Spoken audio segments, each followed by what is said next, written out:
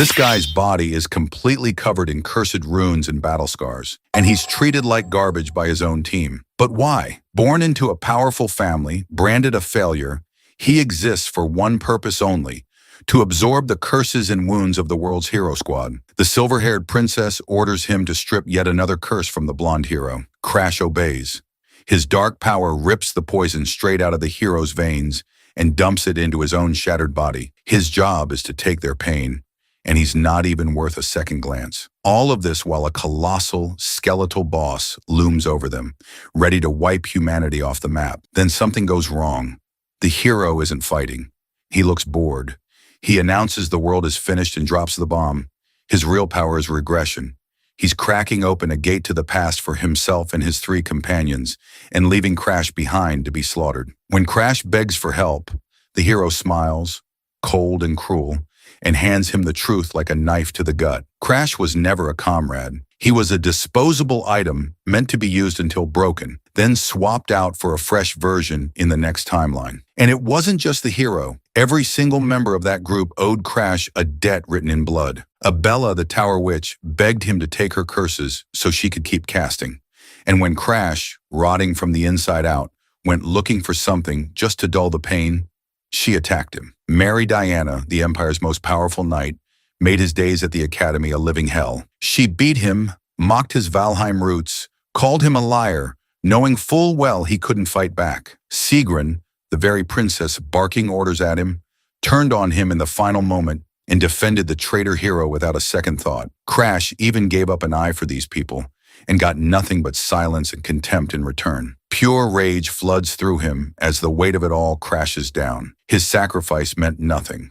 His pain meant nothing. Refusing to be thrown out like garbage, he forces his broken body forward and fires the Black Hood. Not at a curse this time, but at Arthur's regression power itself. The magic lunges forward, a dark hand closing around the hero from behind. Crash expects a lock. There is none. Arthur never treasured that power. To him, reliving the apocalypse over and over was its own curse. And in that moment, Crash understands. Arthur didn't just leave him behind. He handed him the one thing he wanted to be rid of and used Crash to do it. Even this was one last job, but none of that stops him. Crash tears the time travel magic apart at the exact moment the giant scythe obliterates reality itself. Then silence, birds, warm air. Crash's eyes snap open. No battlefield, no corpses, a soft bed. He bolts to a mirror and stares at his 10-year-old face, staring back, wide-eyed, untouched, with no idea what's coming. The regression worked. The power is his now. But this time, the disposable item remembers everything, and he will never be anyone's tool again. The world erosion is a phenomenon that corrodes the earth, dragging it into another dimension. After the event, drastic environmental changes occur, and they worsen with each new incursion. Between incursions, humanoid creatures emerge. They are known as the invaders of worlds. The moment they appear, their malevolent presence spreads terror. People run in panic as they watch the invaders devastate the villages. But there are humans who resist the erosion's advance. They fight against these invading monsters. Knights and mages are among those facing them right now. Together they are called the Blue Generation. The hero whose body can seal curses also joined the Blue Generation. In the end, he is treated like a vessel for curses and betrayed by his own comrades. Crash Valheim lived a miserable life until the day he woke up in the past at 13 years old. He wakes up in shock, realizing his friend's magic worked and sent him back in time. He is in his old childhood room. Moments ago, he faced a deadly cold. Now he feels the summer heat. He understands that his gamble using the Black Hood on Arthur brought him back to Greenpine Manor. The magic not only worked, it also stole Lord Arthur's ability. Confusion floods his thoughts.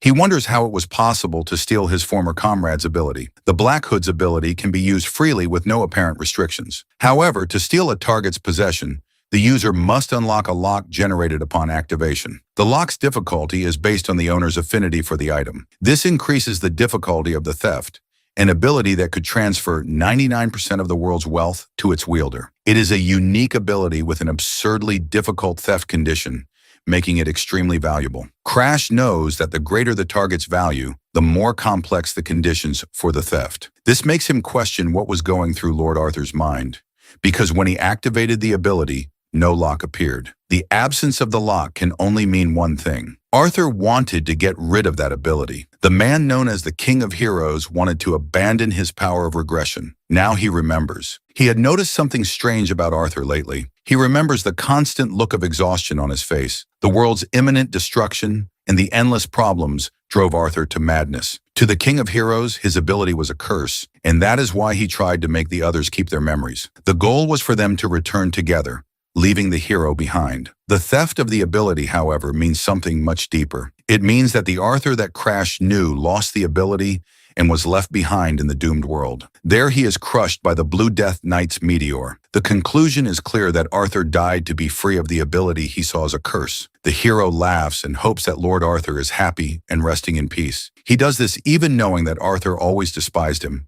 After all, stealing curses is not something anyone can or wants to do. They never paid attention to the companion who suffered the most, always in the group's shadows. Back then, exhaustion and sadness consumed him, leading him to cry constantly. Now he understands that Arthur just got what he deserved for being a piece of trash. In the Green Pine Mansion, the hero realizes his body is still very small. Seeing his reflection, he notices he is only 10 years old with a small but already muscular frame. It is the result of wielding a sword every day to survive in the Valheim family, the strongest clan in the Kingdom of Star. His presence in the Green Pine Mansion is proof that the trial ceremony has already happened. The Valheim family's trial ceremony is the ritual where each person's ability is revealed by a contracted god.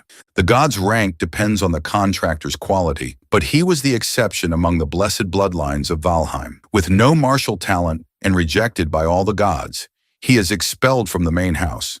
That is why he is sent to the Green Pine Mansion, the destination for all the failures of the royal bloodline. Now only he, the greatest failure of the Valheim family, knows something crucial. He knows about the end of the world, an apocalypse that not even the Blue Generation can stop. He wonders if he is capable of stopping this apocalypse, and as a consequence, the complete destruction of the world he knows. Crash Valheim, now a child, punches the air with determination. He tells himself not to be sad. He still does not know if he will be able to stop the end of the world.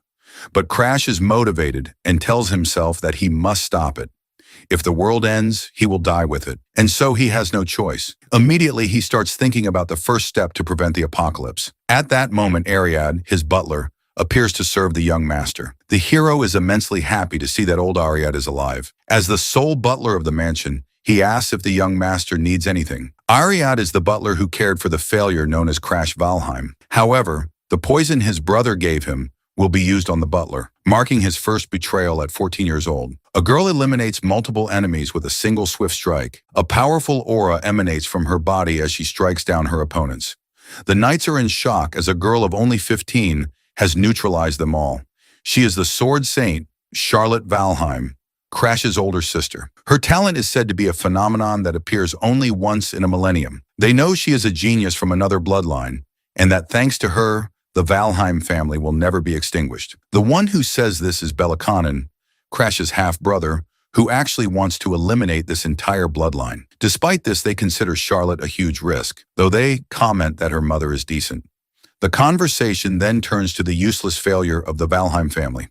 Belakanin reveals his plan to eliminate Crash and communicates his intention to old Aliad. He argues that the butler's career was cut short because of Crash, offering a motive for the elimination. Belelowin proposes that Aliad give Crash a poison, and in return he will no longer have to worry about his daughter's treatment or money. The butler, however, hesitates as he raised young Master Crash as if he were his own son. Noticing the hesitation, the half-brother cuts him off with a new argument. He asks if he is really going to choose to save someone else's son instead of saving his own biological daughter. The weight of the choice makes the old butler, Aliad, reflect deeply. In the end, he concludes that he cannot save Crash over his own daughter. But in the past, events unfolded differently, and a young Crash trembles in fear. He cries as he sees Aliad on the ground, gravely wounded and spitting blood. The butler apologizes to the young master, confessing that his mission that day was to eliminate him. He confesses to this act even while considering the young master as precious as a son. In that instant, he makes the decision to die in the little boy's place. Crash is crushed by guilt over his butler's death. Iliad eats the poisoned steak in Crash's place, using the poison his brother gave him for the task. Now Crash approaches and asks the old butler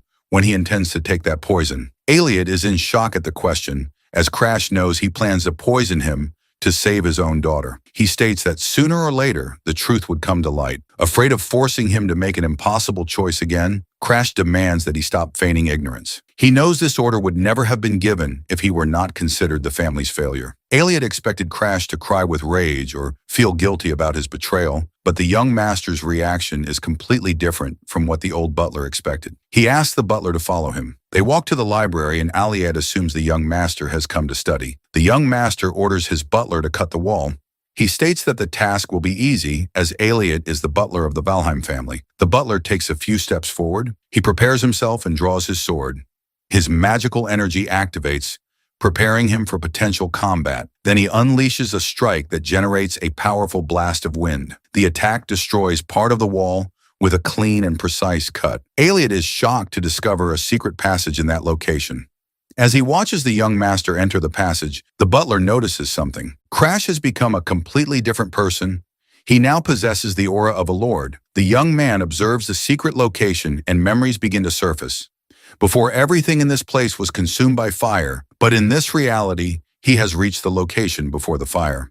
The butler asks the young master if he wants the chains on the door to be cut. Crash replies that he will not be able to, and decides to test the power of the Black Hood ability. The darkness advances toward the padlock on the door and begins to destroy it. In the end, the chains holding the door break completely. In that instant, his butler is shocked by the ability the young master used. Crash removes the padlock and Iliad asks if he has made a contract with a god. At this time in his life, he has not yet made such a contract. He then replies that the contract was made with an insignificant deity. The butler is confused when the young man asks him to report what happened in the library to his father until the day before. Young Crash's eyes seemed empty and lifeless.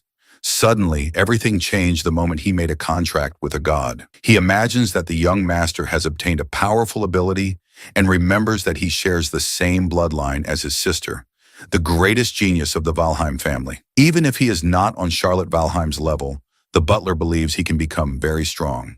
For this reason, he decides to understand what has happened to the young master.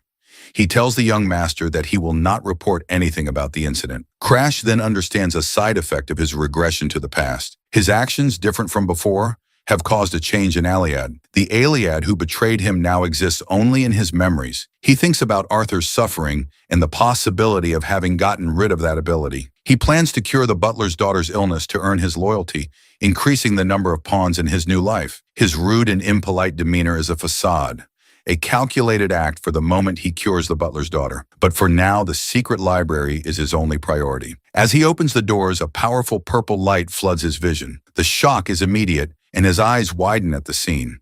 Suddenly, a beam of intense magical light erupts through the door, startling him. A chill runs through his body, even for someone who has endured countless curses on his journey. In that instant, there is no doubt that the book he seeks is in this library. His eyes are drawn to an intense light emanating from one of the shelves. And finally, he finds the book he has been looking for all this time. In these books, the ancestors considered failures of the Valheim family recorded their techniques and life memories. This is a product of humanity, a place where they kept their secrets to reach the pinnacle of power. At first, access was free, but it all became secret because of a single person. That person was Darius Valheim. This man was the greatest failure in the history of the Valheim lineage, but he was also the one who, consumed by the world's erosion, became the strongest of all. The image shows his smile after being consumed by the erosion. Now the secret book of his ancestors' greatest failure is in his hands. The story of Darius Valheim, the family's greatest failure, unfolds. And yet, he was the strongest in the entire history of the Valheims. At the height of his power, the most powerful warriors of the era challenged him. With his dehumanized hands and giant fangs, he created spheres of pure energy. No one was capable of stopping the monstrosity that was Darius Valheim. All who faced him met their death. Extreme blood immersion venom. That was his ability. He incorporated the world's erosion into his own body, possessing the insane secret weapon to wield such power. Half of the book is burned, and he assumes that Diamaris went mad as the erosion advanced.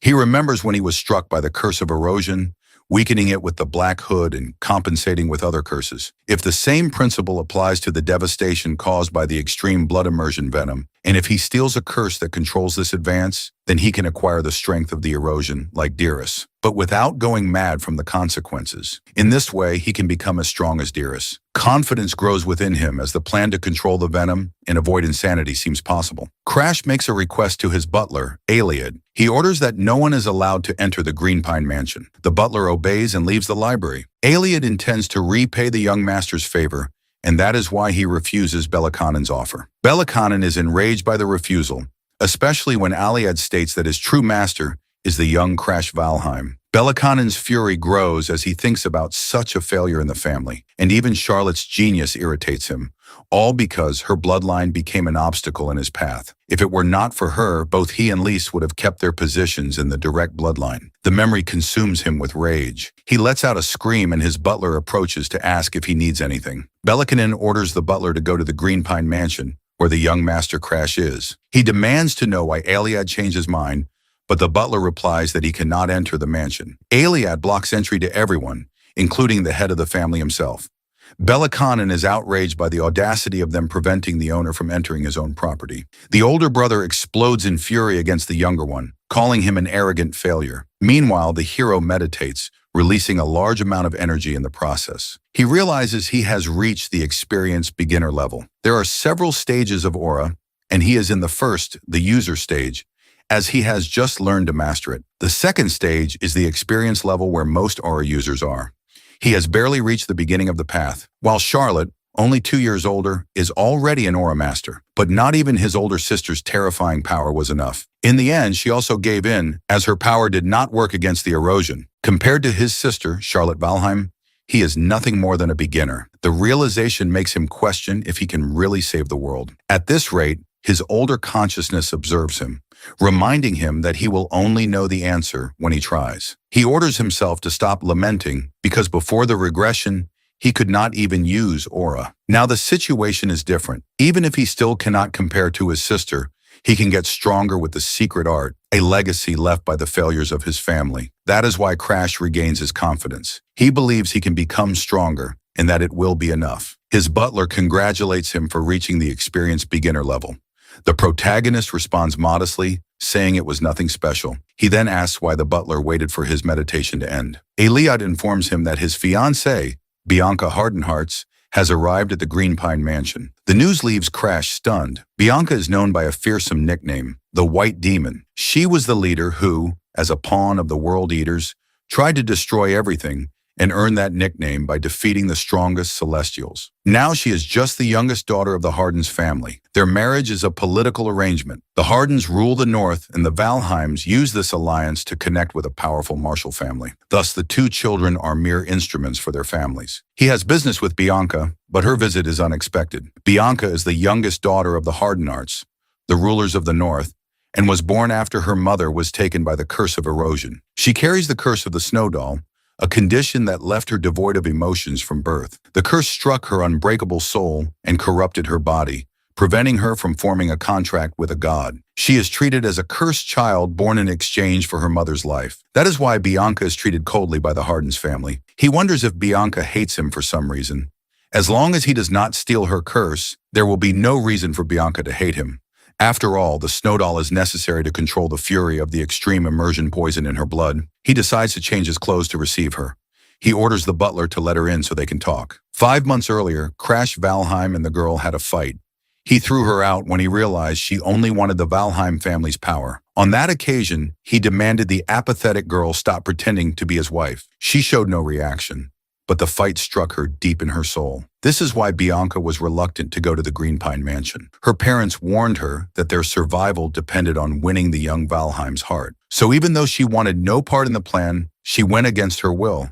She was told that the fate of the Hardens family was in her hands. She reflects that if she were not being forced into marriage by her family, she would not be stuck with a loser like him. Despite showing no reaction, she feels uneasy, and shows anxiety upon arriving at the mansion. The girl is certain that in an ideal reality, she would reject someone like him. Crash arrives to greet her, and the moment promises to be grim. However, he is kind and says he will reprimand the maid for serving hot tea to his fiancée Bianca. The girl shows no reaction to Crash Valheim's kindness. He comments on the weather and invites her for a walk in the garden to see the flowers. He then asks a servant to bring macadamia cookies for them both. He tells Bianca the journey must have been difficult and that they need to see each other in person since they are getting married. He observes that she speaks as if she is in front of a superior, not her future spouse. The girl notices he is different than before and finds this change strange. Before his gaze was sharp, but now he seems like a completely different person. He observes the nature around them, commenting that the place is very peaceful. Faced with such strangeness, Bianca asks if he is really Crash Valheim. The two stare at each other the moment she asks the question. He controls his reaction to avoid giving himself away. He scratches his head once again, pondering what to say. The young master then asks if he is really so different from how he used to be. In that instant, he releases a murderous intent that Bianca perceives, and a sinister aura envelops him. She apologizes for bringing it up, and he realizes he has scared her. His memories of that time are a mess, and he does not remember how he treated her. Looking at her apathetic face, he recognizes Bianca's signature expression. It is the same expression she wore when he met his end at the Northern Frozen Sea mansion. He tries to change the subject, revealing that he made a contract with God. The woman concludes that his personality changed because of this contract. It is then that he says he has a proposal for her. She asks if the proposal is to annul the marriage now that he has made a contract with God. Crash interprets this to mean she does not want to marry someone like him, and that her desire to annul the engagement reveals her low self-esteem. However, the girl hears his assumption and neither corrects him nor denies the accusation. On the contrary, she affirms that she is his wife and declares that nothing will change that fact. He is genuinely surprised to hear Bianca say this without any trace of a lie. Crash decides to return to the main topic and talks about the ability he has awakened. He reveals that he intends to steal Bianca's curse for himself. She finds it strange that he wants to steal a curse that not even the greatest experts could break. She asks if he intends to handle the curse alone, and he confirms, wanting to use it to grant her any wish. She knows Crash is treated as a failure, and that a barrier exists between him and the main family. The girl deduces that he is tired of everything and wants to use her curse to erase his own emotions. She wonders if this is what they call a disease of the heart. After all, a mage once told her that when someone reaches their maximum mental potential, they get a disease of the heart. Succumbing to this disease can lead a person to take their own life or to become kind, as if they were a different person. It is a dangerous time where certain behavioral changes are warning signs of an imminent end. The mage warned her that if she ever met someone like that, she should stay by their side. In response, she holds Crash Valheim's hand and affirms that everything will be all right. She adds that he needs to learn to control his emotions without relying on the curse. She promises to visit him regularly, perhaps even live near him, and he is astonished as he thought she hated him and rejected the marriage. Bianca replies that even if that were true, she would never abandon someone in danger. He understands that Bianca is the type to act without hesitation once she makes a decision, but she is interpreting everything wrong. He fears she will refuse to give up the curse, and for that reason, he decides to activate his ability immediately. He then activates the Black Hood's ability, which manifests and surrounds the girl. His hand passes through her and begins to steal the curse from her body. The condition for the unlock is activated, but something surprises him in the process. After all, the first condition requires him to become friends with Bianca. Crash realizes this will be a problem, as the curse is recognized as part of her body and holds value because she was born with it. To unlock the condition, he needs to become friends with the White Demon, a task more difficult than becoming her husband. If he sends her away, it is only a matter of time until she becomes the White Demon. So keeping her close is the best option at this moment. Following Bianca's suggestion is the best method, and he welcomes the opportunity to see his wife regularly. Then the girl says she will first confirm with her father if she can live near the hero. She says goodbye, and Crash calculates he will have a month until her return, time he will use to read all the books on secret arts. The next day inside the Green Pine Mansion, something happens. Bianca is back to the hero's complete surprise.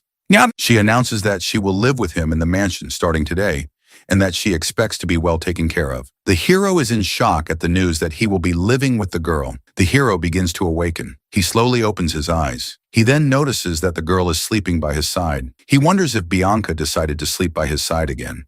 He thinks that if a visitor saw them like that, they would misunderstand the situation. She wakes up, wishes him a good morning, and asks what he is doing there.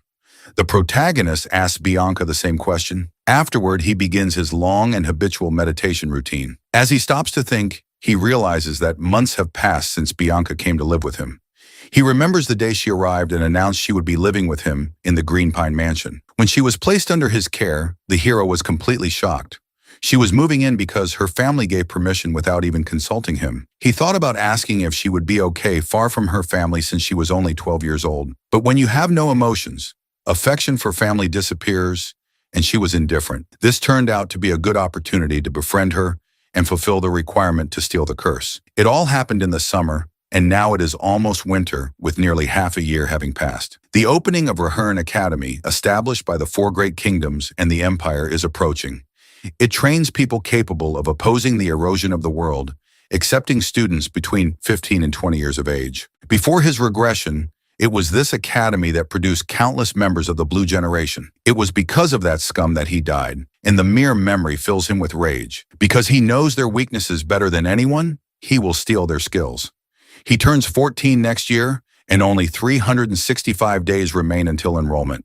That is why he must grow stronger by then, stealing the skills he needs. He is beginning to hit the limits of his talent, which restrict him to the level of a novice, the first step toward becoming an expert. His only choice is to steal Bianca's doll curse as soon as possible and learn to use the blood immersion poison. He enters the room and finds Bianca, who was waiting for him, reading a book. Bianca states that she cannot leave Crash Valheim alone. She follows him everywhere, as if he were a helpless chick. He wonders when she will finally see him as a friend, which is necessary to meet the condition for stealing the curse. Crash considers asking her out, hoping to build the necessary affinity. At that very moment, his butler informs him that an invitation from the Starlight Sanctuary has just arrived. The Starlight Sanctuary is an annual gathering for the youth of the Star Kingdom, an event for socializing and forging connections. He vaguely recalls the event and thanks Aliad for the explanation. Because he was confined to the Green Pine Mansion before his regression, his memories of the event are hazy. Despite this, he accepts the invitation. He suspects a certain person will be there and decides to go. Also, to keep the promise he made to his butler. He announces that he will go to the Starlight Sanctuary with Bianca and asks Aliad to notify the necessary people. Bianca warns him that the other attendees at the Starlight Sanctuary will surely try to criticize him. He knows she is right, but he is more worried about what they might say to Bianca.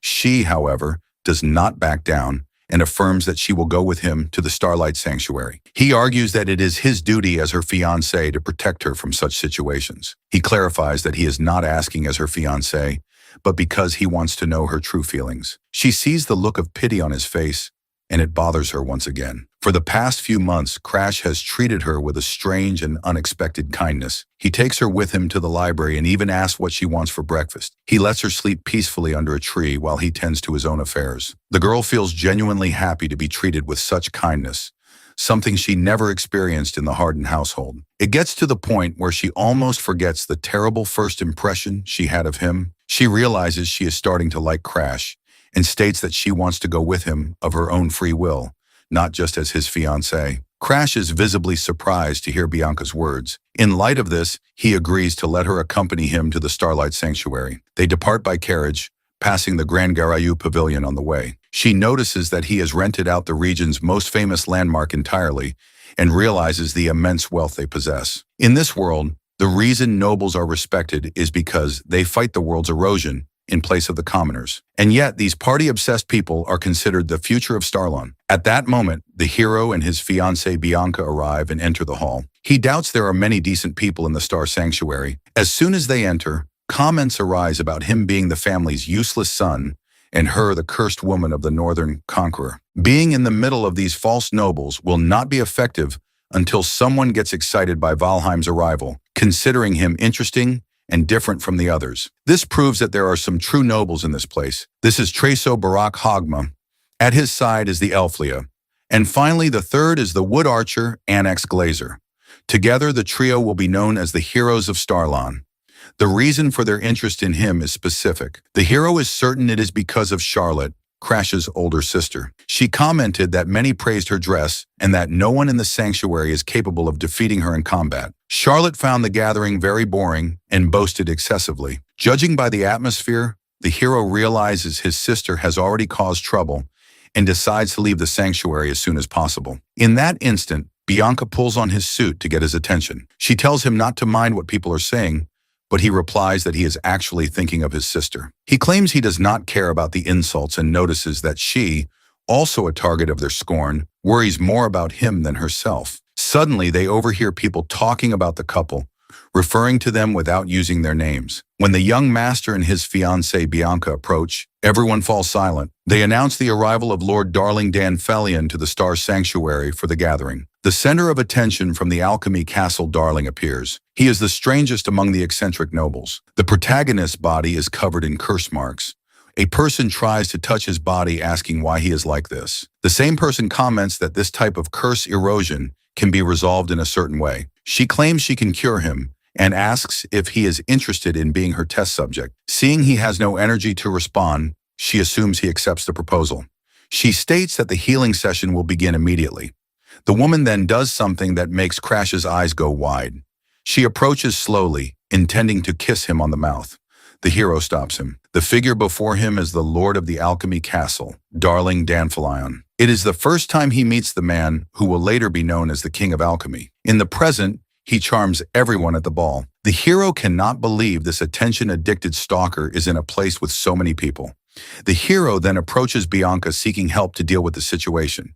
She continues eating and responds apathetically, saying she will stay exactly where she is. The hero approaches Darling to start a conversation, but the alchemist does not recognize him. However, when the young man introduces himself as Crash Valheim, the name sparks a faint memory in Darling. Then the memory clicks into place.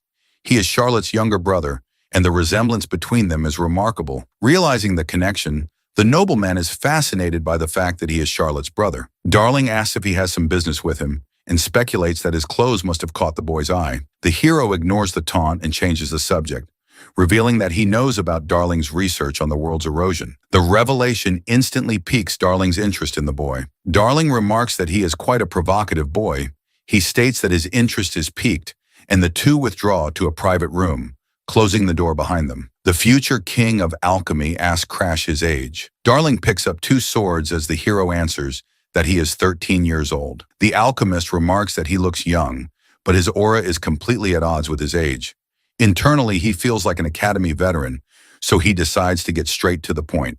The king of alchemy orders him to say everything he has to say. In that moment, the protagonist grips his sword and begins to tremble. His eyes widen as he witnesses a bewildering sight. The king of alchemy strikes with his sword, and the boy parries at the last second. He then dodges and asks what Darling is doing, questioning the sudden attack. Darling replies that since he is Charlotte's brother, he wants to test his skills first. This deeply irritates the protagonist, who wanted to get straight to the point. Darling asks what he has to discuss, stating that he is listening to the proposal. The hero prepares to attack, and a dark aura forms around him. The sight surprises Darling, who had considered him a useless boy with no skills whatsoever. The hero states that he trains every day and warns Darling not to use his techniques against a student.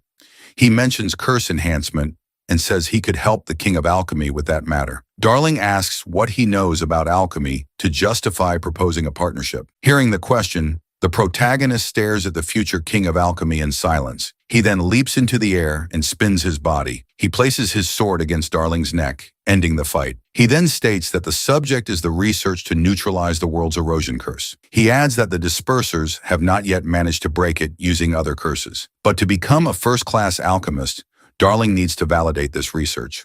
Knowing this, the hero wants to help Darling become a great alchemist. He promises to help him by using his ability to steal curses. The offer leaves the eccentric nobleman in shock once again, as he realizes the boy has an aura and is not useless and unskilled. Darling realizes that if the boy's words are true, this will be the perfect opportunity to test the supply and demand of curse neutralization. He asks if he can become his boyfriend in return. But what Crash wanted was a remedy to reduce the curses. Mixing remedies is Darling's specialty, and he confirms he will do what was asked. The Blue Generation had extraordinary abilities, but still failed to prevent the world's destruction. That is why a useless person like him needs to use every means possible, including remedies. Darling had heard he lost his motivation from being compared to Charlotte, but now he realizes that was a lie. While she is an overwhelming genius, he is a twisted individual. The eccentric and utterly distinct nature of the siblings excites Darling. In response, he asks the young man a direct question. He asks if the boy intends to attend Rayharn Academy. With a confident look, the young man affirms that he obviously will. The answer leaves the future king of alchemy completely enchanted. He declares that he will mix the remedies for the curse and is very excited to cooperate with Crash. Crash, however, has one more request. He mentions the discoloration disease, an incurable condition that darkens the victim's skin until death. The young master then orders him to create a cure for this curse. The alchemist, however, states that the disease is incurable and that creating a cure is impossible even for him. Coming from the future, Crash knows that Darling will eventually find the cure. Darling clenches his fists and considers a response. Crash insists that he will be able to find a cure for the curse. Darling replies that the insistence wounds his pride a little. Despite this, the two shake hands and seal their promise. Crash asks that the remedy be sent to the Green Pine Mansion, and Darling promises to deliver it in person. He cannot stop thinking about how deeply Crash loves his sister Charlotte. Darling then confesses that the spot by his side is vacant and that he would like to be his boyfriend. He admits the boy is still a child, but confesses that he also likes men. Hearing the alchemist's confession, the young man becomes visibly frightened. He starts running the instant the king of alchemy declares him his future lover. Crash remembers that Darling was the exact same type of man in his previous life. Back at the sanctuary, he notices a crowd forming a circle around some kind of scene. With a grim expression, he runs to see what is happening. In the center of the circle, a man holds Bianca by the arm, but her expression remains indifferent. Even with her arm gripped tightly, her thoughts are only of Crash. The moment he appears, she calls his name with an apathetic gaze. In that instant, Crash lands a kick on the man holding Bianca's arm. The impact sends the aggressor flying, making him crash into a table. The man was trying to take his fiancée by force. In response, Crash confronts him and demands to know what he thinks he is doing. He questions why the man dared to take his betrothed against her will. The man reacts in shock to the accusation. Crash points out that he was putting his hands on a 12-year-old girl, his fury evident. He asks if the man has that kind of taste, and the frightened guard vehemently denies it. The man defends himself, claiming he was only following orders from Princess Clea. Crash is surprised to hear the name Clea Stalin. The second princess ordered him to take Lady Bianca, and since she resisted, he had to use force. Bianca watches everything in silence, and Crash decides to believe the man's story. After all, she is the youngest daughter of the Hardened Hearts, the rulers of the North, and the curse has tarnished the family's reputation among the nobles. Crash wonders why the princess would go to the trouble of summoning Bianca personally. He is certain that something is wrong. He searches for the real reason behind the princess's order. Then another connection forms in his mind. Someone close to the princess. The memory of that malicious boy's face surfaces. It was Annex, the man who obsessively stalked his sister. Even after his defeat at the Star Sanctuary, Annex's hatred and sick admiration for Charlotte persist. Annex knows he can never defeat Charlotte, so now his sights are set on him. Crash now understands the stalker's plan. With the truth in mind, Crash turns back to the guard. His attitude changes completely, and he allows the man to carry out his task. However, he sets one condition. He wants to see Lord Annex, not the second princess. He states that the guard serves the princess without knowing who is really pulling the strings. And so he and Bianca head to the meeting with the princess and Lord Annex. The two of them walk down the hall towards their destination. On the way, Crash reflects on why Bianca refused the order. He is able to unravel the plot because he has lived through all this before. But Bianca, at only 12 years old, should not be able to sense the danger. He then asks his fiancée why she disobeyed the princess's summons. She replies that she was only obeying his order to wait in that spot. Crash Valheim smiles, realizing the girl's total innocence. He pats her head and tells her she did a good job. Suddenly, Annex starts to laugh. He is surprised to see the protagonist arrive. Crash says he came to see him, and Annex is pleased with the answer. The order was to allow young Master Crash inside the moment he arrived. The protagonist realizes the order was meant for Treso, Barak Hogma. He wonders who considered him such a skilled dual-wielding swordsman and where it all went wrong. Crash is relieved to learn that Annex gave an order to help him. Annex is curious about Crash Valheim and wants to fight him. Crash fought Charlotte even though it is forbidden in the sanctuary, and that is why Annex believes facing him will be easy. Although both are experts, Annex's level is higher and his battle sense is unpredictable, making it impossible for Crash to read his movements. Before facing Annex, Crash wants to avoid a confrontation with this man. But seeing the look in Tresso's eyes, he knows his opponent will not give up the fight so easily.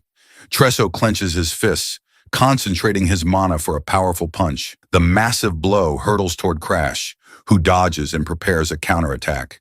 He slides to evade Tresso's attack. Tresso performs an acrobatic flip to dodge the protagonist's strike. Crash gets back on his feet, ready for another attack.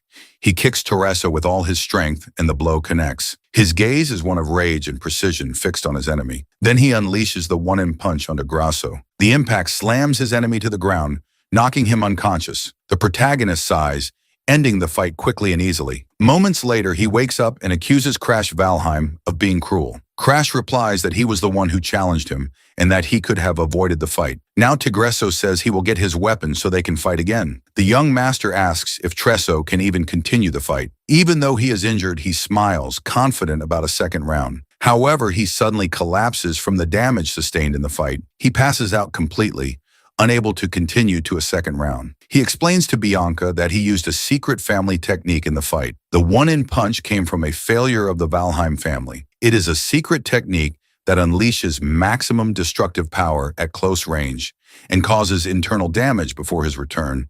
It was the only technique he managed to salvage from the burning mansion. Thanks to it, he survived countless life or death situations. He used his best technique, and he knows Tresso will not be getting up for a long time. He says they can now enter the hall since their opponent will no longer be in the way. They open the door ready to face their targets. They find a man and a woman leaning on the balcony of the sanctuary. Someone approaches and calls for Baal. The man finds it hilarious that they managed to defeat Barak Hagma. Crash knows that Annex used the second princess to lure him to this location. He realizes Annex is not here for her, but came directly for him. Annex concludes the rumors are false since Crash figured it all out on his own. Crash challenges him to a duel and declares there will be a consequence if he loses. He states that the rumors will change after this fight because he intends to steal his ability. If the rumors call him a failure, then defeating him today will change that story. Annex Glazer watches Crash as he speaks. They were together from the academy to the Blue Generation. In his past life, they were old friends. They went through many trials together, but that friendship only existed because Crash was useful to Glazer. And that usefulness was revealed for the worst possible reason. The moment came when everyone in their group died, leaving Crash in complete despair. He begged Annex Glazer for help. Annex knew that if anyone found out the trap was his fault, he would lose his place in the Blue Generation. Crash said that if he was the only one to survive, no one would have to know the truth. He argued that the internal power struggles were complicated and that Annex would be expelled because of a single incident. Upon hearing all that, Annex made his decision because he did not want to be expelled. He would blame it all on Crash since everyone hated him, and the truth about the incident would be forgotten. In response, Annex thanked Crash for being his friend until the end. Crash was hanging from the edge of a cliff, blind with rage against Glazer. He screamed that he had only been with Annex from the start because of Charlotte, and that the tragedy happened because he was distracted by his desire to marry her. Glazer retorted that this was the exact reason he hated Crash Valheim. He accused him of having no talent, but possessing a sharp intuition that always got in his way. And since Charlotte was getting married, their relationship would end that day. Annex said that maybe this was for the best for both of them. After all, Charlotte would not want a funeral on her wedding day. Crash's strength gave out, and he let go of the rock he was holding. As his body fell from the cliff, he wondered if his life would end like this until someone grabbed his hand. It was Arthur, and the two of them ended up on the same team. However, that was the beginning of an even bigger catastrophe. After that, Annex was expelled from the Blue Generation because of Arthur's testimony, and in his desperation, he tried to marry the princess. Back in the present, Annex comments that Crash's face and way of speaking are identical to Charlotte's. Hearing this enrages the hero as he remembers the past and sees that his enemy has not changed at all. He orders Annex not to speak his sister's name so casually. With power concentrated in his hands, he charges toward the enemy. He declares that just like his sister, he never runs from a fight and always goes on the attack. Annex Glazer shows no reaction. A tree erupts from the ground to block his punch. The hero grabs the branch, preparing an acrobatic move. He then vaults onto the branch to launch another attack, but the branch beneath his feet begins to break apart. It coils around his ankle as if it were alive. Then the tree root grabs him by the foot and hurls him away. He slams into the ground and more branches instantly erupt to pin him down. He finally breaks free from the branches and takes a fighting stance once more. But exhaustion begins to set in just as he predicted. This is a difficult fight. Annex asks if that is all he has and suggests he use a weapon against the Glazer family's secret technique, the celestial wood style. He combines his recovery ability to manipulate various plants, reinforcing them with his aura. The hero picks up a piece of wood and asks if this is the weapon he wanted. He declares he will fight using the same kind of branch his opponent is so fond of. Glazer is insulted by young Master Valheim's attitude. He challenges him to block his Ru attacks with nothing but that small branch. In that instant, the boy rushes forward, dodging every attack with apparent ease. His agility surprises Glazer, who watches him evade every strike. It would make sense if he were a genius like Charlotte, but he is just the family failure. Glazer wonders if he has awakened the mind's eye to Crash. He is no different from any other enemy, and that is his greatest advantage, because in his past life, he saw these same skills until he was sick of them. He knows that Annex is easily distracted whenever he thinks about Charlotte. Taking advantage of a moment of silence, the hero realizes his opponent is thinking about Charlotte again. In response, Annex uses his magic to summon an enormous tree trunk for his next attack. The hero shields his face from the cloud of dust rushing toward him. Annex uses the fifth form of the celestial wood style to create a monster, the wooden giant. He warns that the fight is about to get harder and tells his opponent to be careful. The princess watches and says that Annex should not have done that. After all, if young Master Crash takes a direct hit, there will be a serious problem. As she fears the irreversible consequences, the wooden giant readies a punch aimed at the boy. The hero, however, shows no fear. He already seems to have a plan to deal with the threat. Among the books in the mansion's library, there is a tiny secret manual. Its author and ancestor of the family was a man with no talent who wielded his sword until the age of 80, repeating the same training infinitely. The manual written in his final years is short and describes swinging practices and a technique that requires total unity between the swordsman and the sword. However, having faced similar situations many times because of his curse, he understands the ancestor's secret technique. He and the sword become one, and he swings it in a single motion. In that strike, he accesses a specific dimension and delivers a clean cut that eliminates the wooden giant. He defeats the monster using only a branch, not a sword. The princess is in complete shock at the scene. Annex Glazer also cannot believe what he sees. Our hero emerges from the smoke, drawing his opponent's attention. He throws the branch on the ground and warns him not to be so arrogant next time. However, our hero is also exhausted after eliminating the wooden giant. His plan was to hold back just enough to make stealing the skill easier, but he used all his strength and now he cannot move a muscle or even speak. Bianca then appears, hugs him, and says she will help Crash. She presses hard on his chest as if trying to stop him from choking. At this rate, Crash will die, and the others ask her to stop. A man then puts him on his back and takes him to the infirmary. Everyone in the hall erupts into commotion upon realizing he defeated Annex in combat. Rumors spread quickly about the family's good-for-nothing who defeated a noble. No one had planned for something of this magnitude, and the boy will become a celebrity when he wakes up. Besides, something interesting also happened during the fight. Annex's expression worries him, giving him a bad feeling that something is about to happen. The King of Alchemy then states that he cannot die before helping with his research. Our hero wakes up and a while later returns to his training. A week passes since his return from the Star Sanctuary.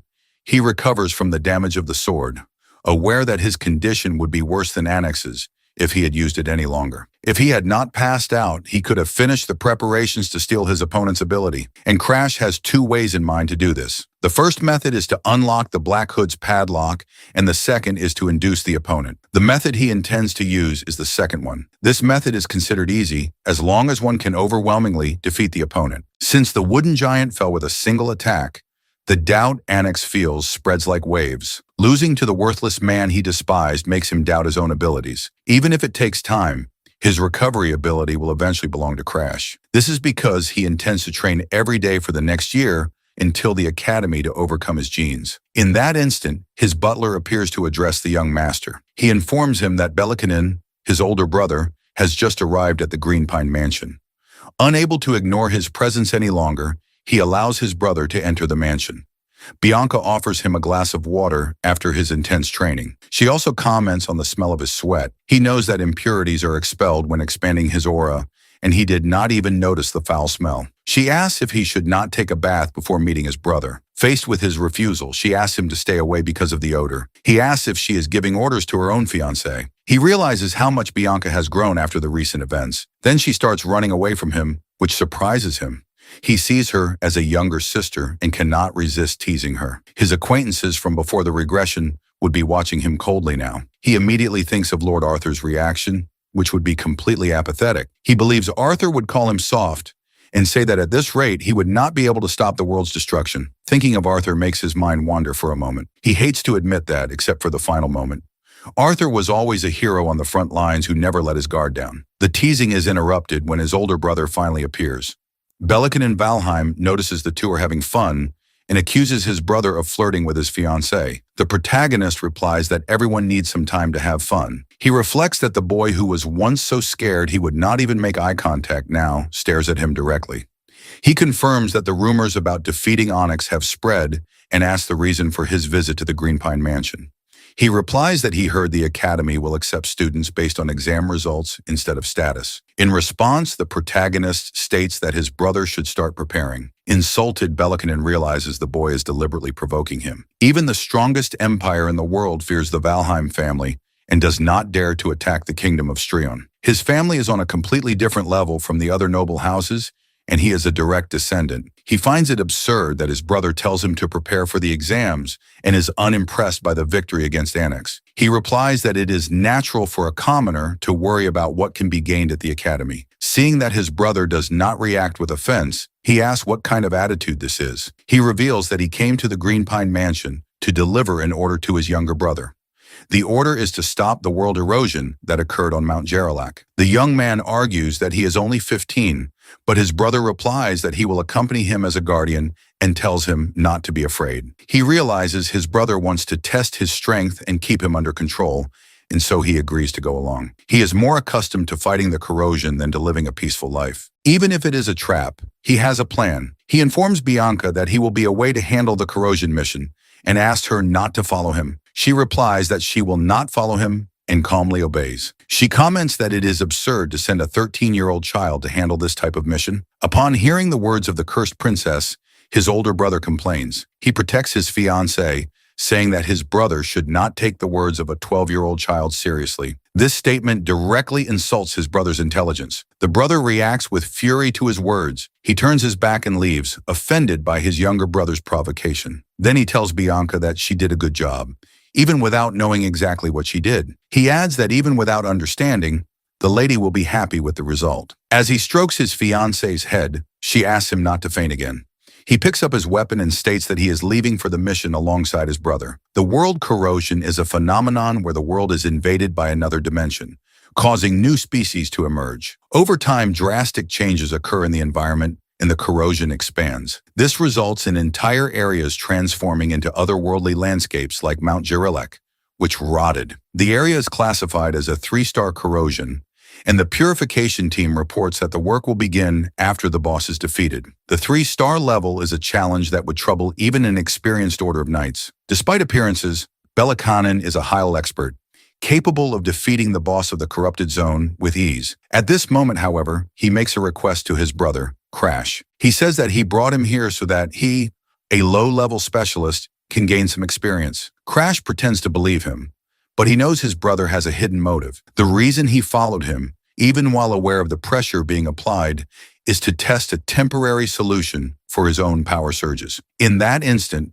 they strike down a bizarre insect from the corrupted dimension. The knights comment that at this rate, the combat will never end. Crash points to a headless, corroded creature covered in teeth and warns that they must protect their bodies with aura because its bite causes swelling. The knights ask if Crash has ever fought in a corrupted world before. One of them observes that it is already strange for a 13-year-old boy to get so close to a zone like this.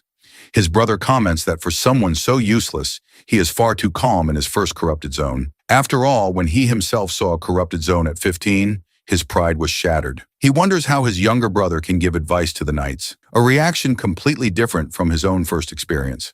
Seeing the smile on Crash's face, he tries not to compare himself to the boy. His ego is already shaken by his younger brother's performance. He grips the sword with trembling hands, watching his brother instruct the knights. Then he activates an aura that envelops the blade of his sword.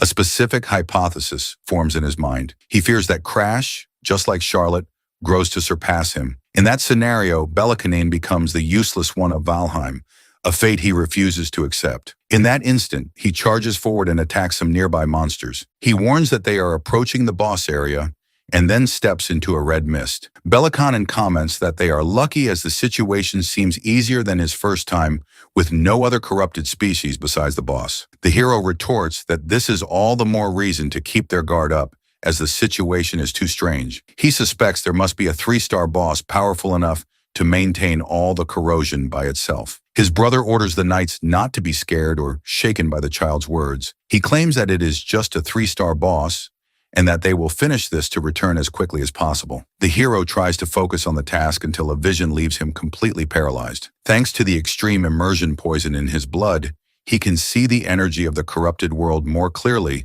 than before the regression. He holds the mask, aware that he needs to swallow this reality. The tension mounts as the decisive moment approaches. Amidst the smoke, his body contorts and a violent nausea hits him. He vomits a large amount of vital fluid, the process leaving him severely injured. Someone asks if Lord Crash is all right, but his brother interferes, saying he just stumbled from overexerting himself. The protagonist assures them he is fine, admitting he did not expect to vomit, but the corrupted energy acts like a poison, so this reaction is expected. He has no other choice.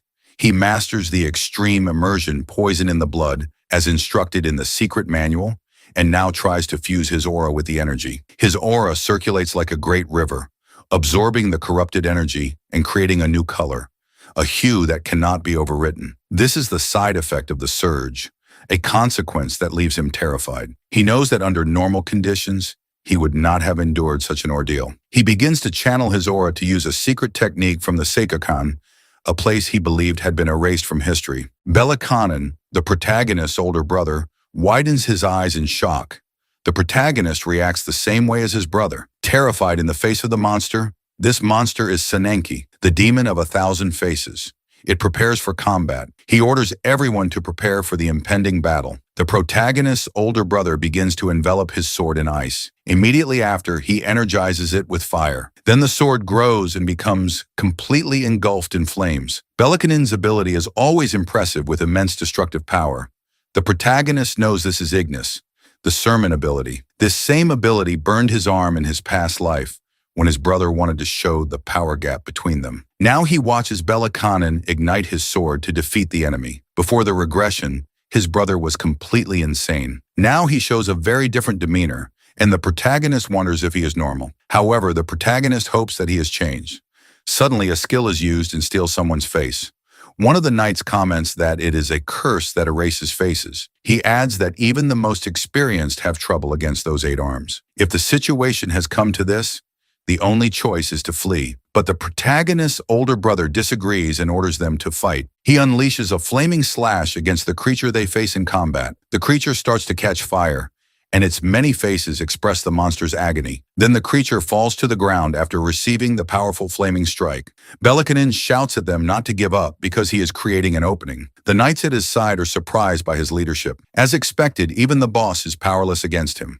The protagonist wonders if someone has died since he cannot find him anywhere. He realizes his brother's gaze is fixed on the 1,000-faced demon, not on him. His older brother is completely focused on the area boss.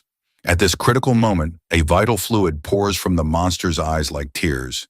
Its many faces shed the vital fluid, crying in agony. The protagonist is certain that something is wrong with the monster. He knows that at this rate, the situation will become dangerous for the group. Immediately after, his older brother leaps onto the creature, preparing another attack.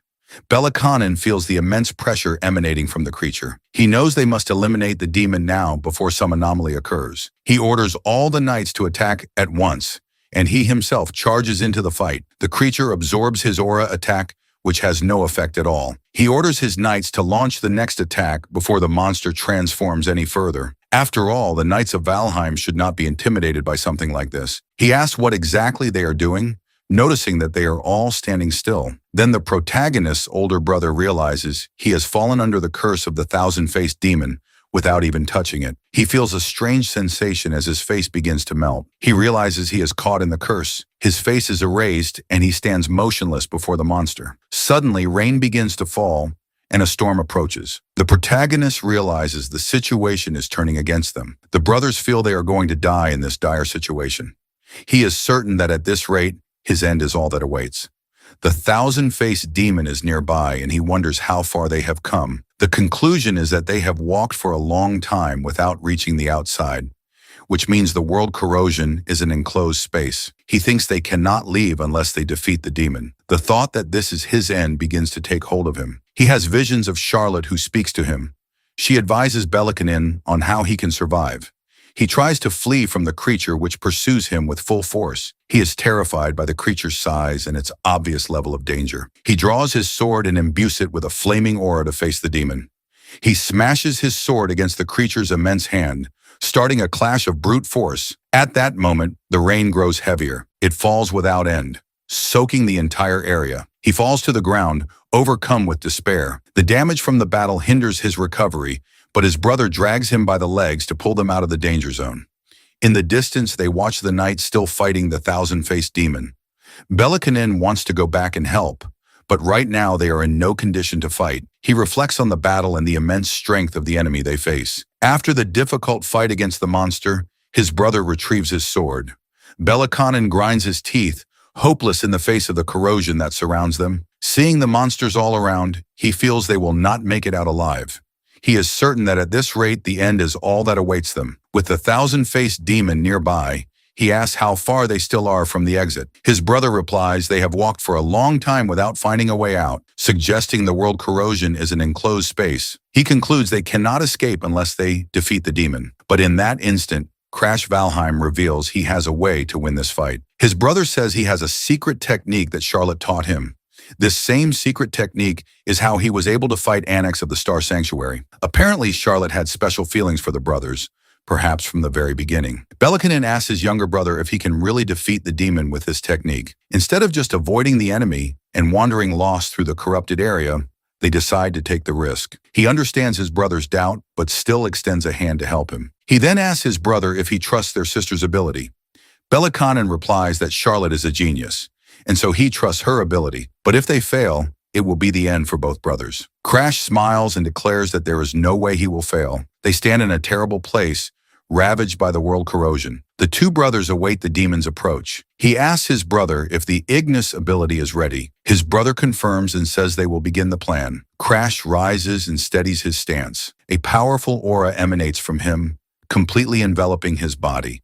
He closes his eyes and concentrates to activate the ability. Belikanin is stunned as he witnesses his younger brother's mature aura. Crash Valheim's sword expands, continuously releasing energy. His brother wonders what kind of focus this is, what kind of aura surrounds him. He has never seen such a pure aura before. He hesitated when Charlotte asked to add the flames of Ignis to her secret technique. Despite all his practice, he never mastered that aura, but his brother somehow did. Crash asks for some of his brother's Ignis, and he complies. He hands over his fire magic, concentrating the power at the tip of the sword. Crash is engulfed by his brother's Ignis magic, and his body is covered in flames. His sword also grows, its blade consumed by embers. He then points out a problem to his brother. He says he cannot maintain the technique for long and asks his brother to buy him time. His brother watches the flames burning with an intensity he himself could never achieve.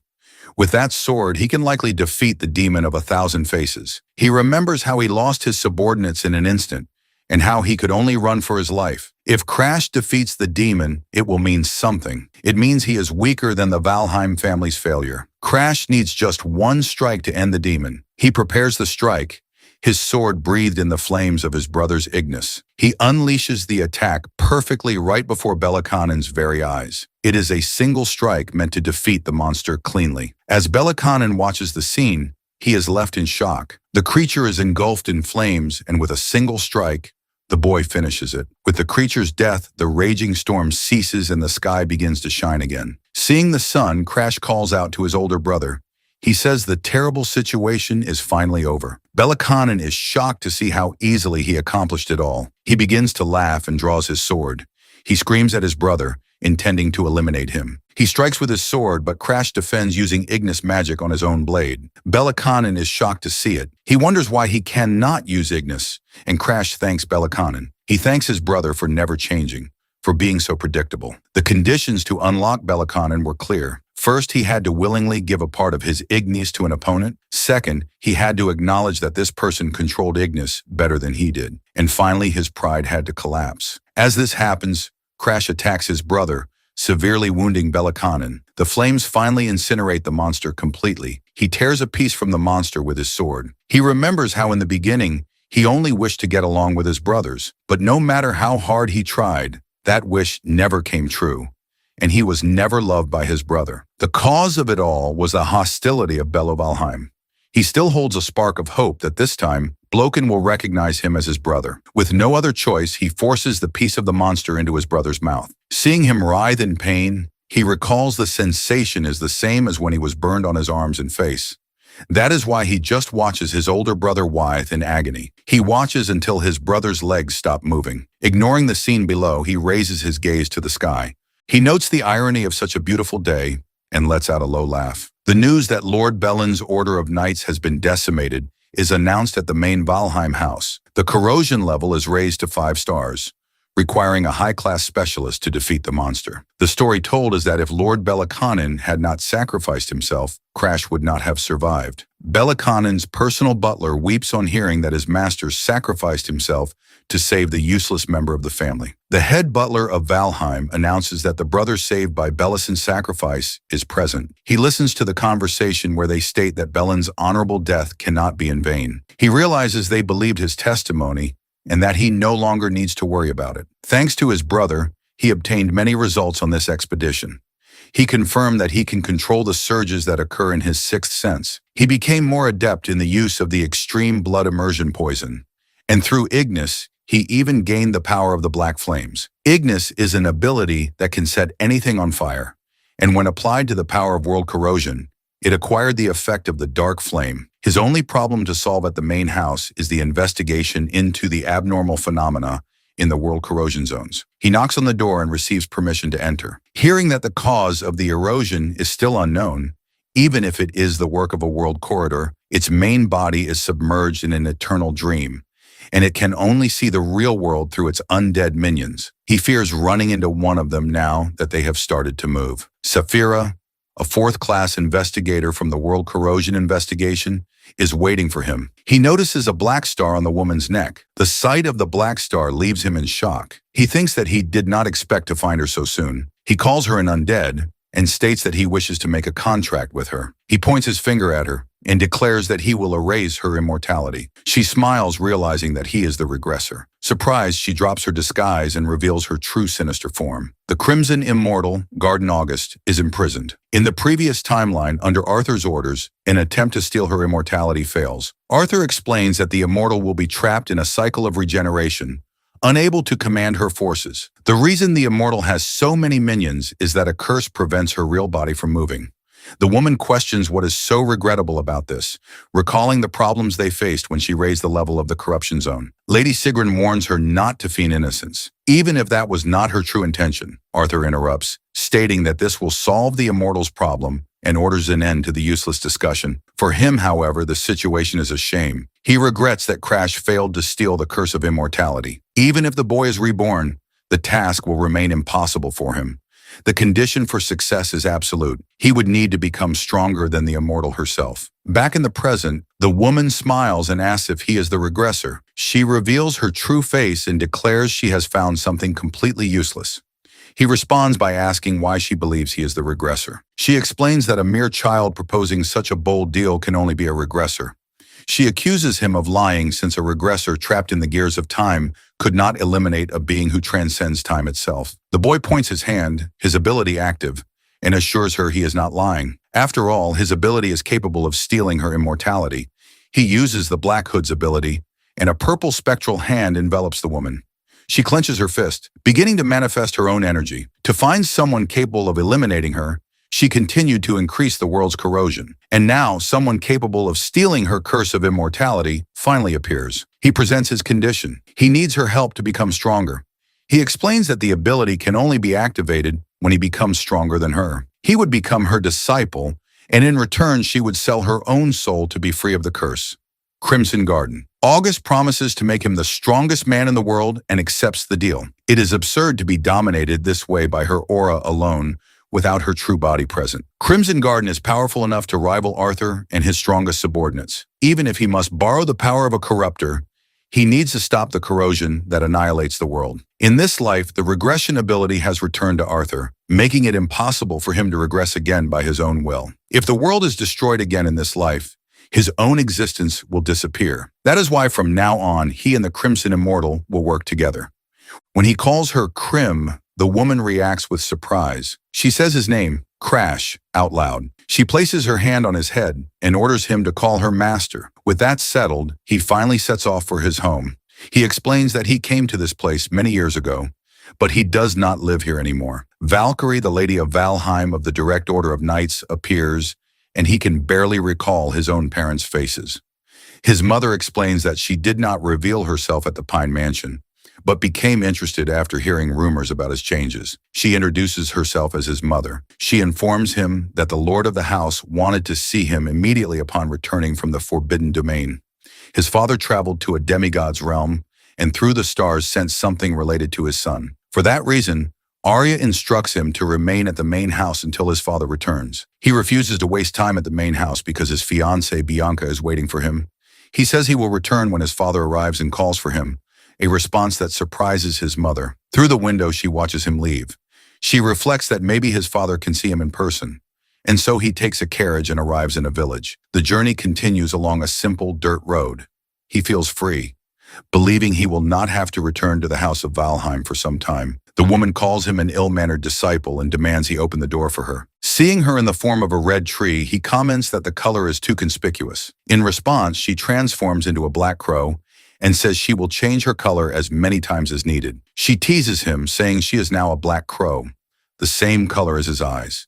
She reveals that her true body cannot move and calls him a foolish regressor. He is an incomplete regressor using the ability of the true Arthur, but he keeps this secret from Crim. Finally, they arrive at the Green Pine Mansion. He warns Crim to be nice to a white chick who lives in the mansion. She finds it strange that there would be a chick in a mansion. At that moment, Bianca appears dressed as a white bird to welcome him. Crim realizes the white chick her master warned her about is actually his wife. Ariad also appears, and he asks if anything out of the ordinary happened. He informs him that a letter from Darlin Danfelion has arrived. In the letter, Darlin says the discoloration medicine is ready and that he prepared it quickly. He orders Arya to treat Darlin very well should he visit the mansion, because he is a benefactor. The butler reveals that Bianca was worried about him the entire time he was away. Her concern grew when she heard he was involved in the corrosion incident. She even asked for a carriage to be prepared for her. He realizes that he has not checked Bianca's condition recently. Finally, the first condition for Bianca's friendship is fulfilled.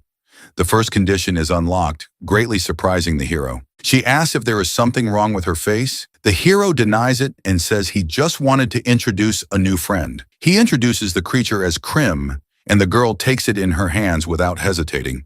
She hugs it tightly as if it were a stuffed animal. The hero tries to warn her that Crim will not like the gesture. Now he wants to figure out how to unlock the lock on her friendship. Normally, an important person is a family member, a friend, or a lover, and the last option seems the most likely. Then she releases Crim, who flies off completely disoriented. However, the hero does not want to become the lover of an emotionless Bianca. These were not the conditions before his regression, and besides, he is an adult on the inside. The pale girl seems to like Crim and refuses to let him go, so he decides to have a serious talk with Crash. He wants to test his own strength and heads to the training area. Crash considers his level pathetic for a regressor. He states that the young man has mediocre talent. Even using his past experiences and secret techniques, he barely manages a decent result. But all this effort can be surpassed by a true genius in less than 5 years. However, Crash has a proposal. This only applies to talent, which means nothing in the face of Crim, because the hero has a unique skill, the ability to steal talent from others. He never would have escaped rock bottom, but now this body will lift him up to conquer everything from the heights. And finally, Crash has one last thing to add. Assuming a human form, he declares that in the end, he can even steal his immortality. The hero watches and feels motivated by the immortal's words. He replies that it goes without saying, and that he will obviously steal his immortality in the end. A few days pass and Darling arrives at the Green Pine Mansion to meet the hero. She calls him dear and asks if she kept him waiting long. The protagonist asks if she brought what he asked for. Then Darling reveals the darkening potion intended for the butler's daughter. The protagonist comments that Darling has always been an alchemy genius, and he thanks her. However, something seems to be bothering the alchemist.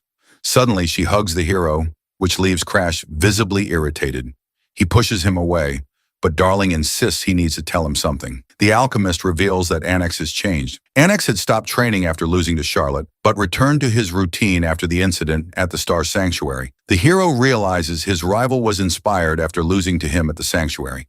He tells Darling that if he is done talking, he can leave as he now has plans beyond Valheim. The crow intervenes, saying he was already planning to use the alchemist to strengthen the boy's mediocre body. Anyway, he orders Darling to prepare a few items like a potion that enhances physical attributes and aura. These elixirs are extremely expensive, and their secret crafting techniques are closely guarded. They are items for a select few far beyond his reach, but the crow knows the formula and just needs to pass it on to Darling.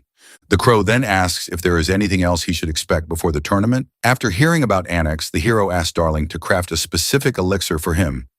Darling asks if he has money for the materials, and the boy claims he will find a way using knowledge from his past life. The crow asks him to repeat the ingredients so Darling can write them down. The hero then begins to list the materials for the King of Alchemy. Darling is visibly confused by some of the components on the list. He begins to write down everything the boy says so he will not forget anything. The alchemist asks where he got that information, and the hero replies that it is a secret family formula. Darling says the only problem will be getting all the materials. He explains that it is impossible to get Sun Snow's core or the Golden Dragon herb. Suno's core is only found in the steep corrupted mountains to the north in Hardnart territory. The Golden Dragon herb is a phantom item that grows near Golden Dragon nests in the remote regions of the Empire. They could buy it on the black market, but if the Empire found out, the consequences would be disastrous. The hero decides that if there is no other way, he will have to find a black market merchant. Darling then suggests the Epiphania Empire's martial arts tournament for use under 15, where the prize is the Golden Dragon herb. The hero remembers he is from Valheim and that the Empire uses the tournament to gain political leverage against the Academy, which would complicate everything. Despite this, he claims to have a plan and says he will use his genius to execute it. The hero sees Darling with a potion in his hand and asks if he should drink it. As soon as he drinks the liquid, his hair begins to grow uncontrollably and he lets out a scream. He realizes he has turned into a woman, a disguise to prevent his identity from being exposed during the tournament. Darling hugs him and says that all he needs to do now is enter the competition as a girl. The crow watches the entire scene, incredulous at what he is seeing. In response, the protagonist activates his cursed stealing ability to frighten Darling. Terrified, the alchemist immediately apologizes. A few days pass, and the hero now trains intensely with the crow. He concentrates his energy while the crow concentrates his. Red energy envelops his entire body, and then he beats his wings. With this motion, he fires blasts of magic toward the protagonist. He senses the waves approaching, but keeps his eyes closed. Finally, he opens his eyes and prepares to defend against the magical waves. He uses his sword to protect himself, cutting through the advancing energy. With a series of swift movements, the hero manages to cut and deflect the blows. However, one of the attacks hits him and knocks him to the ground. Krim orders the training to end. The Pure Blade technique taught this time is a style that reads the attacks of high enemies to instantly comprehend their movements. Combined with his natural intuition and sixth sense, the technique leads him to the realm of clairvoyance. If he uses elixirs to strengthen his body, his movements will match his thoughts, and he will grow stronger. The crow announces it is almost time to leave. The protagonist gets dressed and asks if they should leave now. While carrying a potion, the crow asks if he remembered to bring what was requested. A few days prior, he learned that this medicine would make him undetectable since no magic can perceive him. The hero regrets not using this sooner instead of being turned into a woman by a prank. He was told the transformation would last for an entire day. This left him stuck in that form for a day.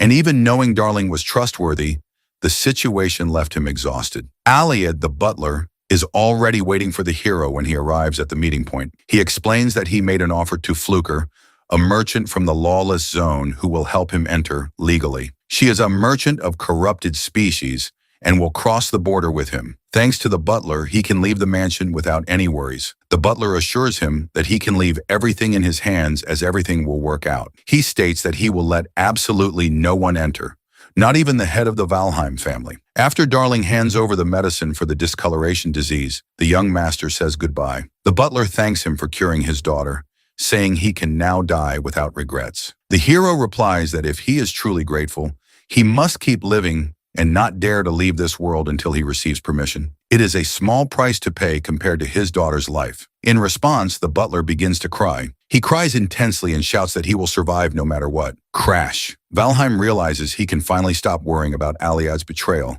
something that happened in his past life. Next, the protagonist goes to speak with Bianca. He thanks her for accepting his request. She says it has been a long time since she went home and that she will now get some rest, stating she will obtain the sun's snow fungus and then return. She will be waiting for him at the Green Pine Mansion when he finishes his mission.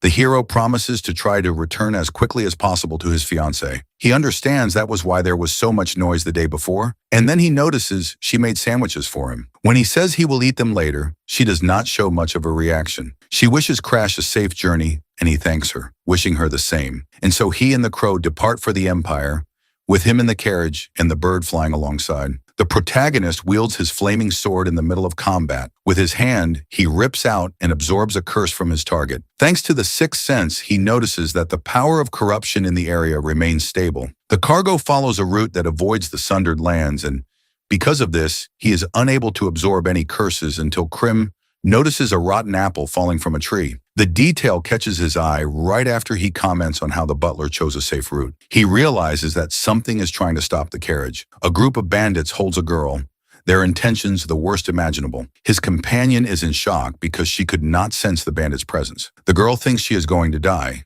but something stops the bandit just as he is about to commit the act. A mysterious figure decapitates the aggressor, saving the girl from the imminent violation. The protagonist uses his purple magic emanating from his hands to eliminate the criminals. One of the bandits, shocked, asks who this brat is. The bandit leader orders them to eliminate the boy, and they all advance on him. They surround the boy with their weapons, shouting that he has no way to defend himself. The hero summons his great sword through a magic portal, surprising everyone. He begins to slice through his enemies, eliminating the bandits with extreme ease. He cuts down another, running his sword through the man's head and ending his life instantly. He faces the lead bandit with a look filled with hatred. The bandit realizes this is no ordinary boy, and fear begins to take hold.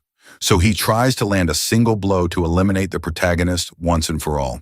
He strikes with his axe, but the boy blocks the attack with his sword. The protagonist activates the sixth sense and begins to predict and block every attack. The criminal shouts that cheap tricks will not work, but the protagonist replies that he could handle him even without the sixth sense. The bandit announces he will use a secret technique and tries to crush the boy's head. The hero already prepares his defense, watching the blow with clear disdain. The bandit gives a wicked look as he raises his axe to strike the boy. He uses the phantom battle axe, a strike charged with immense cursed energy. The boy watches the attack with wide eyes. The strike lets out a deafening roar. In that instant, the boy's sword is completely engulfed in flames. The sight leaves his enemy terrified, breaking out in a cold sweat before this unexpected power. The protagonist states that the technique the bandit used reveals he is a disciple of the killer dog. He claims to be a disciple of the mad dog, Belakanin, an assassin who pledged himself to the service of the world corruptor alongside the white demon Bianca. His mission was to infiltrate Stardan and eliminate many people, but Charlotte Valheim eliminated him first. With his flaming sword, he severs the bandit's arms. As a result, Charlotte gained fame throughout the Empire, and the infiltration of Stardan was delayed. This makes the protagonist wonder why Belakanin's subordinates are already in the lawless zone. He considers their appearance premature and defeats one of the mad dog's pupils, setting the man's body on fire without hesitation. A bad feeling about what is to come overwhelms him. He decides to take the golden dragon herb and flee as quickly as possible. They arrive at the imperial capital, Sun. A wooden sign indicates the registration site for the martial arts tournament. A crowd gathers to compete in the tournament. The sight of the crowd excites the fourth princess of the empire, Epiphania. She expresses a desire to take everyone to the Ron Academy, but her attendant warns her that His Majesty would be angry. The princess orders them not to mention her father or her hallucinations. Sisley's attendant tries to tell her something important, but Sisley, the emperor's youngest daughter, refuses to listen and covers her ears with her hands. At 7 years old, she possesses a brilliant mind capable of solving complex mathematical problems. Her talent is so great that many believe she can rewrite the history of the empire, a fact that is reported to His Imperial Majesty. This is how she discovers her position as an imperial candidate. Getting involved in the dispute for the throne with a fragile upbringing means immediate elimination. To survive, she needs to make everyone around her lose hope in her.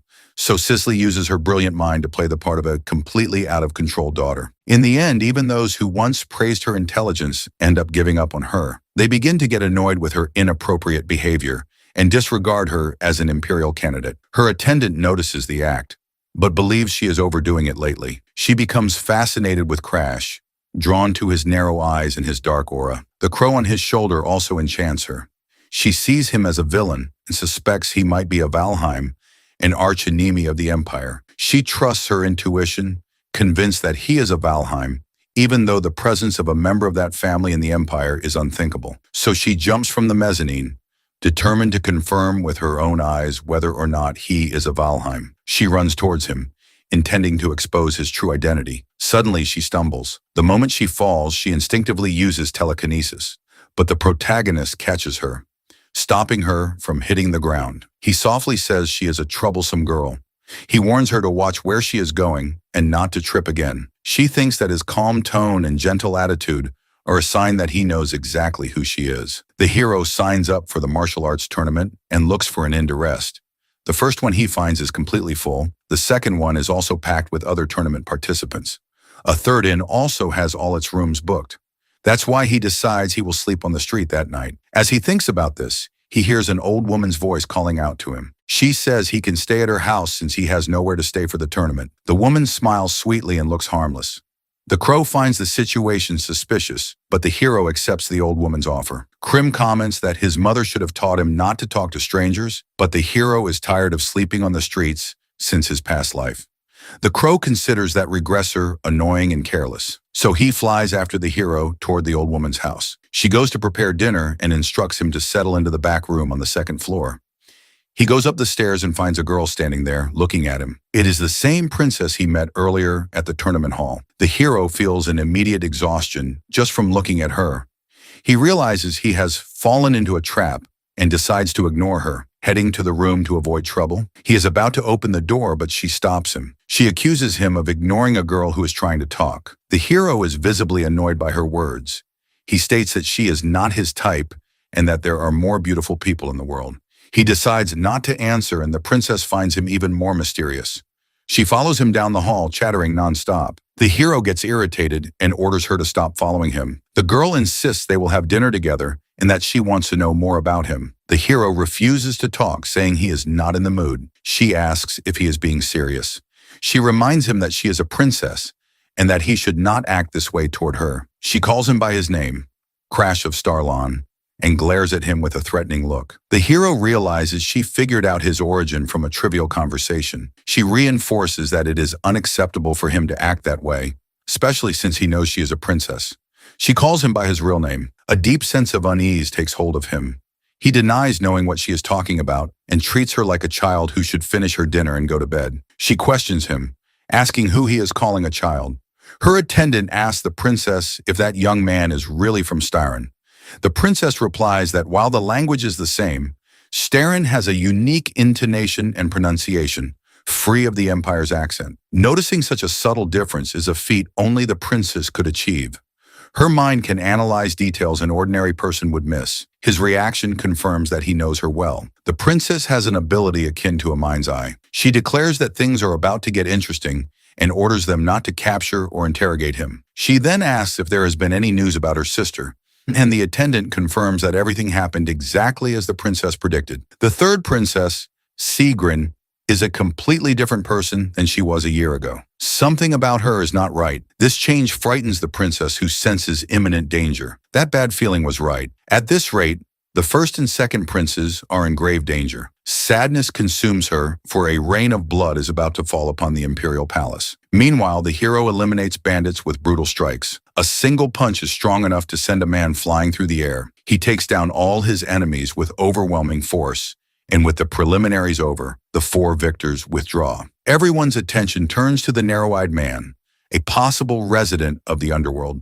always accompanied by a strange crow on his shoulder. His dark expression is because of the girl who has been bothering him since yesterday. He is annoyed that he failed to extract any information from her during their brief conversation. Still, he feels a certain sense of relief. The encounter did not affect his performance in the preliminaries, where he defeated multiple participants at once. The preliminaries pit teams of 100 against each other, with only the top 4 advancing. He won with an absurd difference in power. Someone approaches and comments on the suspicious crow on his shoulder, confirming the rumors. The hero finds the bandaged man's approach strange. The man who looks like a mummy identifies him as a member of the infamous family of assassins, the Night Crows. The Night Crows are not part of the Empire and are feared as the most dangerous force in the underworld, having played a role in the fall of nations. He claims that as an outsider, he does not know everything, but he has never heard of a member of that family joining the academy, and says the man is mistaken. The bandaged young man says he does not care who is behind him,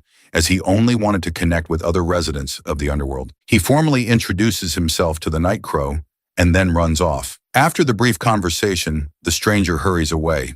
Krim comments on the young man's ugly appearance and asks if he is bothering his master. The crow takes flight, declaring it will help its master. Somehow it manages to hypnotize the strange young man. The young man returns, walking mechanically, completely hypnotized.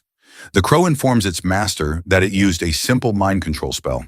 He summons the crow to answer a question of utmost importance. He asks what happened to the Night Crows and learns they recently fell into a destructive spiral. His presence at the martial arts tournament was a direct order from his new master, the same one who led them to ruin. He asks who the new master is, and the man under his control prepares to answer. The new master is Sigrin, the second prince of the Epipania Empire and Sisley's brother. The revelation that it is the second prince sends a deep shock through the protagonist. After all, the Night Crows are a trap created by the Empire to monitor and control the movements of the nobility. The imperial family has always been in command, which makes the title of new master strange. This connection was a secret meant to be kept until the fall of the Empire. The fact that a low-ranking subordinate knows the master's identity means someone is manipulating the second prince and spreading this information. Originally, the second prince's role was to strengthen the first influence, but the plan was to get rid of him precisely to weaken the heir's power. In this scenario, the only person who benefits from the conflict is Sergeant Epipania. The mind behind the entire conspiracy is Saran Epifania. He can hardly believe it, as this confirms that Arthur's memory inheritance is truly working. If this is true, Serge's next target, now with memories of the future, is the man who sacrificed himself after hiding the Emperor's symbol, the White Dragon Pearl. His other target is the fourth princess, Cicely Epipania, the one who made Arthur an emperor in name only to one day hand him the throne she conquered. Saran has already tried to eliminate the troublesome Cicely. If she becomes empress, the empire will suffer a devastating collapse, and its fall will unleash a tide of corruption upon the world. To prevent the end of the world, he needs to interfere with her plan and steal her ability. He asks the crow for help, instructing it to return to its normal activities and act on the information it received. The crow agrees to help this time, as it was its own decision to lend its power. The crow asks what to do with the hypnotized man, and the answer is that he has already served his purpose. So the crow decides to make him one of its servants for now and flicks a feather at his face. The man begins to babble unintelligible words. The crow orders him to return to his place, and the man obeys and withdraws. The time has come to use their appearance to his advantage. They will find the real Night Crow, who is hiding in the tournament finals. Two strange-looking youths appear, and one of them is named Craig. One of them survives by eating trash in the city sewers. A member of the Night Crows confronts them, promising to teach them a lesson. This is the real Night Crow, shrouded in a macabre aura. In the main event of the martial tournament, in the round of 32, the protagonist takes down another opponent. The winner of the match is announced as Crash. The crowd erupts in cheers, chanting the name Night Crow. After his victory, a spectator admits he was tired of watching kids fight, but thanks to him, the tournament has become interesting. It is almost time for the real Night Crow to finally appear. The girl comes to watch, even after being warned not to come. That night, with the preliminaries over, She asks if he was the one who destroyed them. She is surprised to realize he is just a child. He finds her expression strange when he confirms that he is indeed a boy. She plays it off but acknowledges that his life is unusual. He asks if something happened and warns her to protect herself. Tomorrow is the day of the main event. As they prepare for sleep, the girl reflects on his words. She suspects something happened in her absence and wonders how he got that information. This makes her question the reliability of the royal spy the woman hired. As a precaution, the princess's aide decides to check everything again. She concludes that if Sisley is still around, even after the warning, it is because she has already figured out Sergen's plan. That is why he finds the name Night Raven so imposing. He and Crane wait for the real Night Raven, wondering if the enemy knows about the ruse. He arrives at a catacomb and a voice suddenly catches his attention. The figure asks if he is enjoying pretending to be the Night Raven. The situation is similar to his previous encounter with the Mummy Boy. On that occasion, he said he did not expect the Night Raven to reveal himself so soon. Suddenly, the figure draws 2 daggers and begins to spin them deftly. In the blink of an eye, the attacker vanishes from his sight. He reappears with twin blades, but his target dodges with a simple tilt of the head. In response, he moves in with bare hands to immobilize the Night Raven. With a swift move, he grabs both of the enemy's wrists, declaring that this will not be a problem. The Night Raven, however, lets out a scream as its face twists into a grotesque expression. Unexpectedly, a blade erupts from its shoulder. 2 large blades burst from the Night Raven's shoulders, and it begins to laugh manically. Immediately after, he lands a powerful kick on his opponent. Despite the impact of the kick, he manages to shatter the blades. He then lands a devastating blow to the Night Raven's face. He and his crow declare the attack futile, explaining that forbidden arts fueled by corruption do not affect him. The Night Raven's true identity is revealed. It is Ebilassi. Ebilassi reveals that Sergen holds her heart captive and demands to know where to find her. He proposes a deal. With his help, Ebilassi can get her heart back. In exchange, Ebilassi must reveal every detail of Seren's plan. The corruptor behind the Night Raven's mask is the necromancer, Ebilassi Benapot. As a corruptor, the necromancer had her heart stolen and held captive by the Empire for 1,000 years. One day, Arthur brought her in, claiming she could be useful. The Blue Generation despises corruptors. They only knew her as the world's sole necromancer, unaware of her true identity as the Night Crow. Corpses do not leak information, even if the mission fails. A necromancer who commands corpses, crows, and a family of assassins. All clues point to Ebilassi. The Night Crow's identity was unknown as the target was eliminated while still at the academy. She disappeared, possibly captured by Arthur. Dealing with her requires an aggressive attitude, a brute force approach that kicks down doors. She gets cocky easily, so he intimidates her to keep her in line. He orders her to face him, and she reminds him of his promise to find her heart. He replies that he first intends to demonstrate his abilities in person. The original target was the heart in her possession, and in that instant he activates his ability. The Black Hood's ability pierces through the locks protecting her.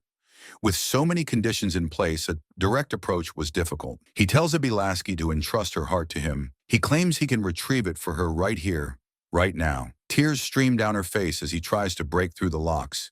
She declares that her trust requires more than just words and demands he show more effort. She insists she is serious, struggling to project more confidence. He then asks if she is tired of her current life. If she gets her heart back, she can spend her days lazing around in her room, letting the corpses do all the work. But if he fails, she will have to obey the royal family and work tirelessly for the rest of her life. The prospect of more work brings her to tears. This is the power of a necromancer. He feels her activating her aura. She screams that she has already worked for over 1,000 years and begs for help, but he says she must offer her heart in exchange for her truest desire. She replies that she has no choice but to trust him since she does not want to work anymore, and tells him he can take her heart. He smiles. Ebilassi is finally free, and he succeeds in stealing her ability. She begs him to save her. After all, her only wish is to live in peace without working for the rest of her life. He smiles and declares that Ebilassi is free. She demands her heart back, but he orders her to fulfill her part of the deal first. He claims he will return it when everything is over. She protests, insisting she does not want to work anymore. He then questions her about Ebilassi and Sergeant's plans. She reveals that the 4th princess's swordmaster, Sarah Barra, is the target for elimination. Her orders are to use Sarah's corpse to eliminate Sisley and Fa. And so the Master Knight meets her end at the hands of Mary Diana. Mary Diana tells her she should be grateful to die for the Empire. She is then eliminated right in front of the crow. Mary Diana calls Sarah Batera a mad sword and annihilates her by running the spear through her body. Ebolowski receives the order to appear, a direct command from Seren. She is also ordered to manipulate Sarah's corpse to eliminate the fourth princess, Cicely and Fia. A year has passed since she returned to the past. She wonders if Lord Arthur is watching her and believes that both she and Seren are doing their best for him. She admits she misses Arthur. The narrative returns to one day before the destruction. On the first Saturday after the regression, Arthur asked her to meet him at 1 o'clock in the afternoon in front of the Statue of Peace. She almost jumped for joy upon seeing Lord Arthur's promise. Her heart full of hope after the regression, she goes to the meeting place, but Lord Arthur never appears. Diana wonders if she will ever see Baya or Arthur again. In the present, she has been waiting for him for a year. She wonders about her lord's whereabouts. Lady Sergen told her to believe his words and wait. That way she would recover her former strength, becoming the most powerful spear. That is why she must push herself even harder to ensure the success of this mission. A giant Balask corpse lifts Sir's body from the ground. Ebolasi, who controls the corpse, notices something and is shocked. Ebolaski retreats, aware that they are hiding a boy as captivating as Crash Valhane. She considers it a waste that he is a corpse, and she did not expect to face him in the finals. This is Per, a 14-year-old commoner who looks ordinary on the outside, but she knows he is a pure-hearted boy whose dream is to achieve world peace. At this moment, he draws his sword. Prit is a powerhouse of the blue generation, a fact he has not revealed to the Academy. Everyone notices that the Night Crow draws his sword for the first time, and they conclude his opponent must be strong. Prit says he heard that no nation can interfere in the affairs of Return Academy. Now that they have reached the finals, their admission is guaranteed. That is why he asked Crash to abandon his life as an assassin. He claims that Crash can become a good comrade. Crash senses Purr's kindness, but remembers a warning he received before the fight. The warning said that if he clung too tightly to hope, he would not be able to overcome despair when it came. Purre senses Crash's rejection of his offer of peace. The judge then orders the fight to begin. Purre uses the 10 steps of heaven technique to attack Crash. Crash recognizes the move in that same instant. He dodges with his hands behind his back, blocking the blow with his sword. Purre realizes his feint has been completely deciphered. It is as if Crash understands his entire swordsmanship in a single instant, and all his attacks are blocked. Ped's expression is that of someone who has just seen a ghost. After all, he is facing someone who has already died once. Crash watches Purre and remembers that he grew up in a region where it snows all year round. It was there that he developed steps that imitate gliding on ice. There he also created the 10 steps of heaven technique. His potential is comparable to that of Annex Glazer. Crash places the sword at his neck and advises him to get stronger. That way, even with his hope crushed, he can still leave a seed behind. Then Crash hits him with the 1-inch punch. Meanwhile, the Crow finds the analysis interesting, and Crash wins the fight. Pure falls after taking the blow and asks if they will meet again. Crash remembers helping Purre in his past life. Back then, Pure promised to work harder than anyone to protect the world, even after the curse was removed. Crash recalls the surprise he felt at the promise made after he was freed from the curse. It was the first time he had heard such sincere thanks. He replies that they will see each other again at the Academy, even defeated on the ground. Pure is happy to know they will be friends. Meanwhile, the second prince confirms that everything has gone exactly as he planned. He believes that by using the Night Crow to attract more nobles, the throne will be his. Bask replies that she is just honoring a favor. The prince reminds her that he holds her heart and that she must remain obedient. At that moment, the judge realizes something is wrong. A group of people approaches, interrupting the event. The judge warns them, reminding them that the second prince is present, but the newcomers announce that this is an official matter. They are the Black Dragon Knights. Everyone wonders about the presence of the order responsible for punishing criminals. Lady Diana then declares the arrest of the second prince on suspicion of involvement in the murder of the fourth princess, Cicely Epiphania. He is detained immediately and begins to question the reason for his arrest. Lady Diana replies that an assassination order against the fourth princess issued by him was found in the Night Crow's hideout. The prince denies it, insisting he never wrote such an order. He asks Balask what she is doing. He then demands that she eliminate the bastards who are framing him. At that moment, Sarah Beater appears with Cicely, proving that none of them were eliminated. Sarah states that they should forget the murder accusation. After all, not even the shadow of an assassin was seen, and everyone believed they were dead, which leaves Diana in shock. She realizes that Cicely, Ephania, and Sarah are still alive.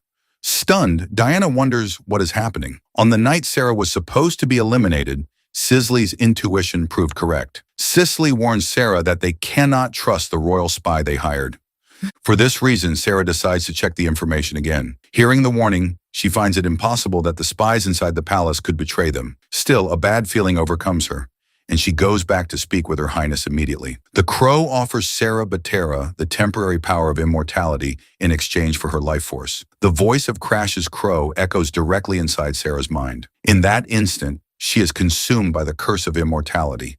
Her eyes reveal that she has acquired the new ability. A terrible headache hits her, and she wonders what the crow has done to her. Then Lady Diana appears. At the exact moment she thinks she should fake her death, Mary Diana appears before her. Mary Diana pierces her abdomen with the tip of the spear. If the crow had not granted the power of immortality, neither she nor Cicely nor Surly would be alive. For this reason, Sarah orders the arrest of the vice captain of the Black Dragon Knights on charges of espionage. Mary Diana realizes her entire plan has collapsed. She had brought the Black Dragon Knights, convinced that they were all already dead. Then Sarah decides to put an end to Diana and draws her sword. She advances on the woman and her knights. Diana watches the vice captain get killed before her eyes and wonders how it all ended up like this. She had ordered Ebelask to eliminate Sarah. Afterwards, they would use the corpse to attract and eliminate Ciri and Cicely. Yet here they are, acting as if nothing happened. The discovery of the spies and the black dragons proves the fourth princess already knew everything. That is exactly why Sergun tried to eliminate her. If she stays alive, she will become an even greater threat in the future. Diana decides to eliminate her right here and now and materializes Ebelask's heart in her hand, making the knight scream that she is a monster. She begins to squeeze the heart, forcing Ebelask to eliminate the fourth princess immediately. Suddenly, the heart disappears from her hand. She immediately notices its absence and searches her waist, but the heart is gone. She not only failed to eliminate the fourth princess, she also failed to capture the second prince, and in the process, she lost Ebel's heart. In the end, everything Mary Diana did was in vain. The realization of her complete failure leaves her dark and desperate. Now only one option remains: to eliminate the princess with her own hands. With everyone distracted by Ebelask, she sees her only chance and advances on the princess. Then she leaps and the ground shatters beneath her feet. She uses the absolute speed technique. At maximum acceleration, she charges with her spear directly at Surly. She attacks with full force, determined to eliminate the princess. However, someone blocks the attack with a sword, and their energies collide in a direct clash. Sarah Beta recognizes the man immediately. It is Crash Valheim. Mary questions how a mere corpse managed to stop her acceleration. He replies that her simplistic way of thinking has not changed at all since their past life. Shocked, she demands to know how he knows her. The second prince does not understand what is happening, but he realizes that this is his chance to escape. In that moment of distraction, Mary is captured. She is arrested by the Black Dragons on charges of attempting to assassinate the imperial family. Her arrest is announced publicly, and she is consumed by rage. Even with her plan exposed, she should not have committed such a reckless act. In desperation, she cries out for help to Sirin and Arthur. The princess and Sarah ask if Crash is all right, but he admits that he is not. He admits he barely blocked that attack. Even with his black flames, his power is still far from the master level he once possessed. Immediately after, orders are given to investigate possible accomplices. Taking advantage of the confusion, they leave the scene. Before leaving, he warns Cicely to be careful. He advises her to watch her own brothers, and then leaves with Ebelask without even treating his wounds. Sarah Bera asks what he was talking about, but Crash leaves before Cicely has a chance to thank him. Crash says he is going to the academy, and Ebelask replies that she will accompany him to repay her debt. She hands him the golden dragon herb he asked for, and asks if he has any idea how difficult it was to obtain. With the confrontation over, he returns the heart to Ebelasi. She really thought he would force her to serve him forever. She states that he is different from the other corruptors because he did not use the power of corruption to block Mary's attack. His black flames are born from the high concentration of poison in his blood. That is why she believed him, thinking he was also a corruptor, and that perhaps she had judged the others incorrectly. In that moment, the conversation is interrupted by a message from a subordinate, and the crow warns him. The warning is about his fiancée, Bianca. Something has happened to her. The news confirms that something suspicious has happened to his fiancée. The message from a subordinate in Hardened Hearts reports that a clan of assassins has invaded the mountains. His fiancée was there at that exact moment, and now she is missing. This explains the bad feeling he had upon meeting the disciple from the assassin clan. He tells Ebilasi that his fiancée is in danger, and that they must leave for Hardened Hearts immediately. Ebilasi questions him, surprised that a corruptor like him could have a fiancé. She remembers that the girl from the clan lives in Hardened Hearts. She heard rumors that the youngest Valhan's son was engaged to someone from Hardened Hearts, and cannot believe anyone would marry the daughter of such a troublesome family. But the truth is that he is not a world corruptor. He reveals that Claude is not his real name, and introduces himself as Crash Valhan, the youngest son of the family. The shock is so great that she drops her heart on the ground. Hearing the surname Valhan, she realizes he is the family's famous useless son. She cannot believe Claude was a Valhan all along. Meanwhile, in the territory of Hardened Hearts, a temporary camp stands in the mountains. Lady Jenica Harden, the family's second daughter, regrets her decision. If she had been honest about having the son Snow Mushroom, Bianca would have never climbed the mountain. Someone asks her why Lady Bianca went up the mountain. Jenica explains that Bianca could not find the mushroom in any market. That is why she decided to search for it herself and climb the mountain on her own. Days earlier, Jenica told Bianca that the useless Valhan wanted the mushroom and that she should just go home. But Bianca ignored the warning and continued her search. With a blank expression, Bianca turned to her sister and stated that Crash was not useless. Annoyed, Bianca asked why Jenica was following her, saying she should have left the search to the others. In response, Jenica offered her the Sun Snow mushroom. She said that this way they could both finally go home. The truth is that Jenica has always hated Bianca. Bianca in turn simply apologized. Her body trembled as she said it was all her fault. In that instant, the mad dog appeared. Jenica froze, paralyzed by the creature's malevolent presence. The killer reveals himself to everyone. His axe tears through the air above the field. With a single swing, he cuts down several men, tearing their heads from their bodies. A command to run echoes through the area, and the killer dog declares that he is lucky today as he cuts down another person. A warning is given for the young ladies to save their own lives. Bianca breaks into a run and orders her sister to follow. As the two hide, the mad dog comments that he did not expect to find such perfect hostages in this place. Meanwhile, the killer continues the hunt for them. Bianca reminds her sister of the promise she made to Crash to bring him the sun snow fungus, but Jenica cuts her off, demanding she stop talking about her fiancé. She declares that she does not want to lose her life in a place like this. Jenica insists there is still a way to escape since they have movement artifacts to cross the snow safely. The mad dog immediately sees their plan, stating that he knows they are trying to lure him to the glacial cliffs. He taunts them, daring them to run if they can. Bianca then points to a distant rock and says they need to jump to it. She asks if her sister's ready, knowing that a single mistake in the jump means death, just as staying there does. At that moment, the mad dog appears and comments on the danger for little girls who wander so far. Bianca pulls her sister and prepares to jump. The mad dog tries to grab them, but is shocked to see that they actually jumped. The killer wonders if they have gone mad, and then he spots the rock just below the platform that allowed them to survive. He finds the situation extremely amusing and begins his descent to reach them. Bianca asks Jenica to trust her, assuring her that everything will be all right. Jenica is in a state of shock. Bianca leaps directly at the killer dog in midair. The two collide and she knocks him off the cliff, saving her sister. Certain that Bianca is dead, Jenica tells this story to everyone. She says that was the last time she saw Bianca. The search party replies that the place where she fell has a thick layer of snow. Therefore, there is still a chance she is alive. But Jenica continues to blame herself. She thinks that if she had not suggested the cliff route, Bianca would never have had to sacrifice herself. If she had been honest about the fungi at the mansion, they would have never encountered the killer. Someone then tells Lady Jenica that Bianca must be alive somewhere. The hero listens to everything in silence, while Jenica tells the young man to stop talking nonsense, as a week has already passed.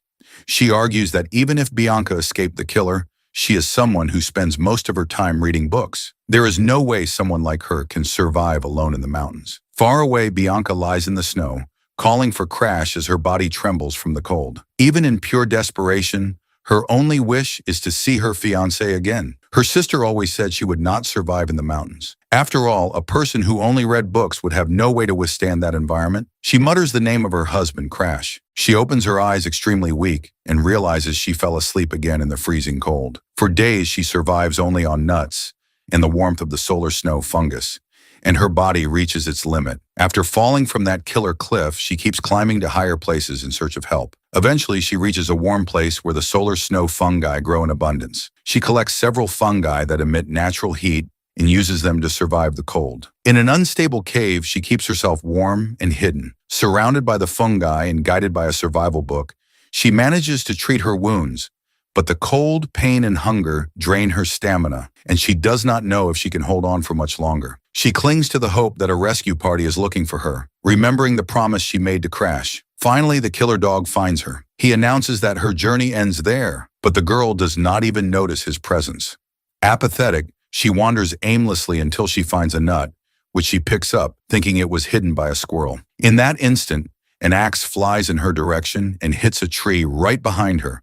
The girl turns and sees the giant tree falling towards her. The tree collapses with a deafening crash. The impact throws her forcefully against the snow. Stunned, she wonders what happened, but realizes she is alive.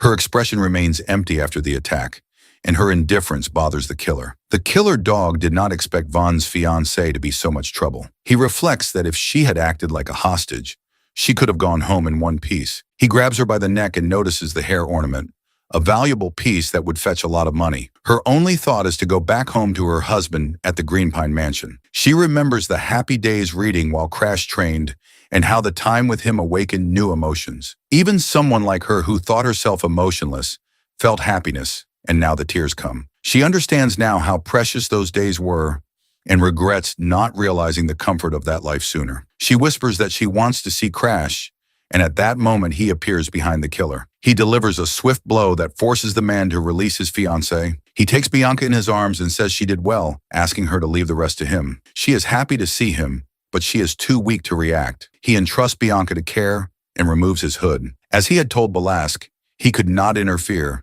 and his servants were not strong enough to fight. His first move is to rescue Bianca, moving her away from danger. He repeats that now she can leave the rest to him. Bianca thanks him, relieved by her husband's arrival. He removes his hood to cover Bianca, and in the same instant draws his sword to face the wolf. The crow states that it has no obligation to help.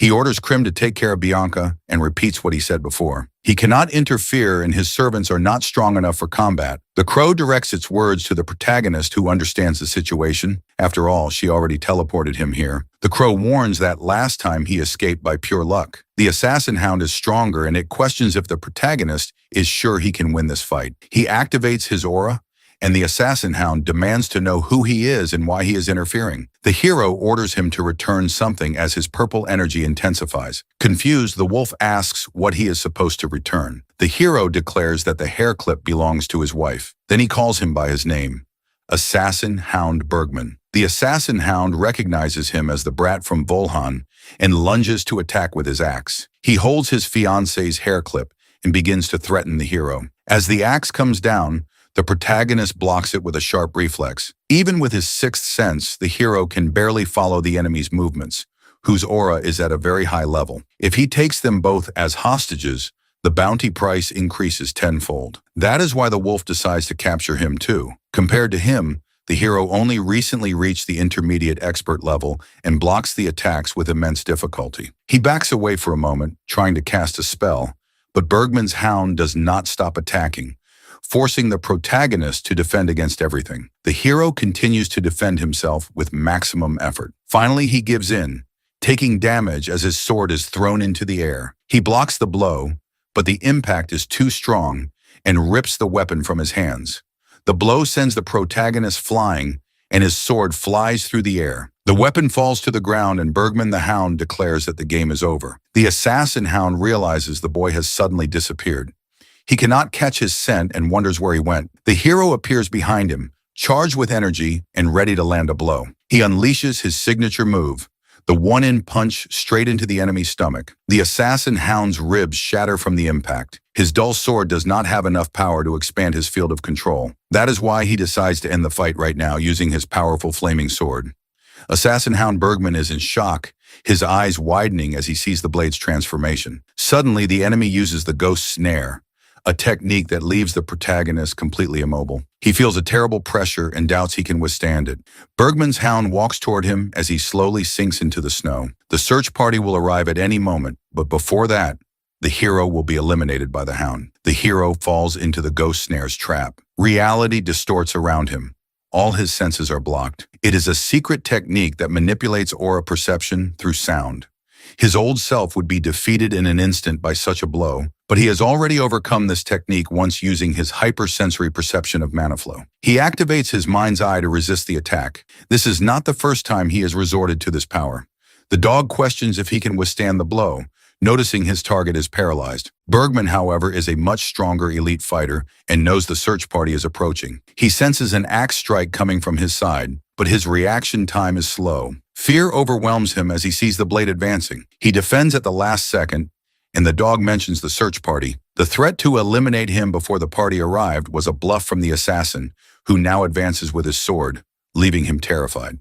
By blocking the axe, he revealed a very unusual movement. Bergman does not know how long the phantom snare will hold him, so he does not approach recklessly, aware of the danger. Indeed, he breaks free and unleashes a flaming sword strike against Bergman. Bergman understands he must be more careful on his approach, or he will die.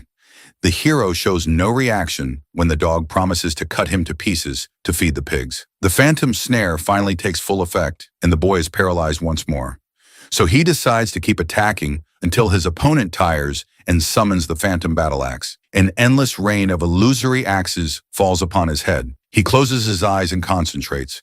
He blocks with great difficulty using his sword, but still suffers a few cuts. The crow realizes that at this rate he will die, and that they should not have left him there. Ibilak in her bird form wonders if she should help, fearing that Bergman's master might seek revenge. Bergman's master is the mad dog who would hunt them to the ends of hell. For this reason, they just watch the scene unfold in the snow. Still, fear drives them to help. She may be a recluse, but she knows how to repay a debt, and she will not abandon her benefactor. The crow, still in his bird form, strikes her with his wing and orders her not to interfere in the fight. After all, he was the one who decided to handle this alone. He tells her to trust the man who recovered her heart because he possesses the necessary mental fortitude. She, however, fears he will die and considers resurrecting his corpse as a backup plan. Crash feels he is at his limit and starts to gasp for air. He has been reading Bergman's attacks by spreading his mind's eye across the area, but his aura is depleted and the task is becoming impossible. From now on, he must rely on his instincts and unleash more attacks with his flaming sword. The phantom axes covered in aura rush toward him. However, he realizes the axes are an illusion, and the real Bergman is attacking from above. He stares at the mad dog above with the axe ready to cut him and enters a state of shock. His body begins to tremble as he realizes this could be his end. He confronts the truth about his own limits. He is weak and untalented, unlike the geniuses, which makes it impossible for him to grow stronger. That is why he developed a method to overcome this condition. Until now, he has hidden his fangs. But in this instant, he breaks a threshold he has never reached. He opens his eyes and activates Forced Breach. His hair grows in the form of a living flame. He uses flaming erosion and worthy flames to convert the energy of corruption stored by the immersion poison and surpasses the limits of human strength. In his current state, he can only maintain flaming erosion for exactly 3 seconds. His body begins to release vital fluids, a sign that he is at his absolute limit. Still, he prepares a powerful attack, declaring to the dog Bergman that he will end the fight before his time runs out. The killer dog cannot track his movements with its own eyes. He senses the attack will be fatal, and in response uses the illusory scream. The protagonist moves in for the strike, but the wolf reacts with its scream. He aimed for the neck, but missed the target because of the desperate scream the dog let out. The ability to turn sound into aura distorted his vision and threw off his aim. The dog Bergman coats his left hand in aura to unleash a powerful strike. He screams, demanding that the hero finally die. His mental eye warns him that the effects of flaming erosion are fading and that the claws are about to cut off his head. Then he activates his Curse to Steel ability. He refuses to die in this place and rips off the mad dog Bergman's arm. The enemy screams in pain as he sees his arm is gone. He opens his eyes, emanating an overwhelming energy. The crow recognizes the nature of this power. In this extreme state, his concentration reaches the domain of fusion with the world, and he becomes completely enveloped in energy. He moves in an incredibly fast zigzag. Drops of liquid fall on his arm. He sees through his own muscles right down to the bone. He feels every drop fall and sees his body like an X-ray image. His extrasensory perception reaches absolute mode, and the dog Bergman's mask is destroyed. With a brutal strike of his sword, the hero cuts him in half.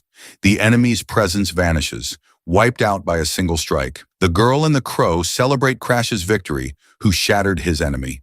Krim is utterly shocked as he witnesses the hero's power. The strong defeat their enemies without suffering a single scratch.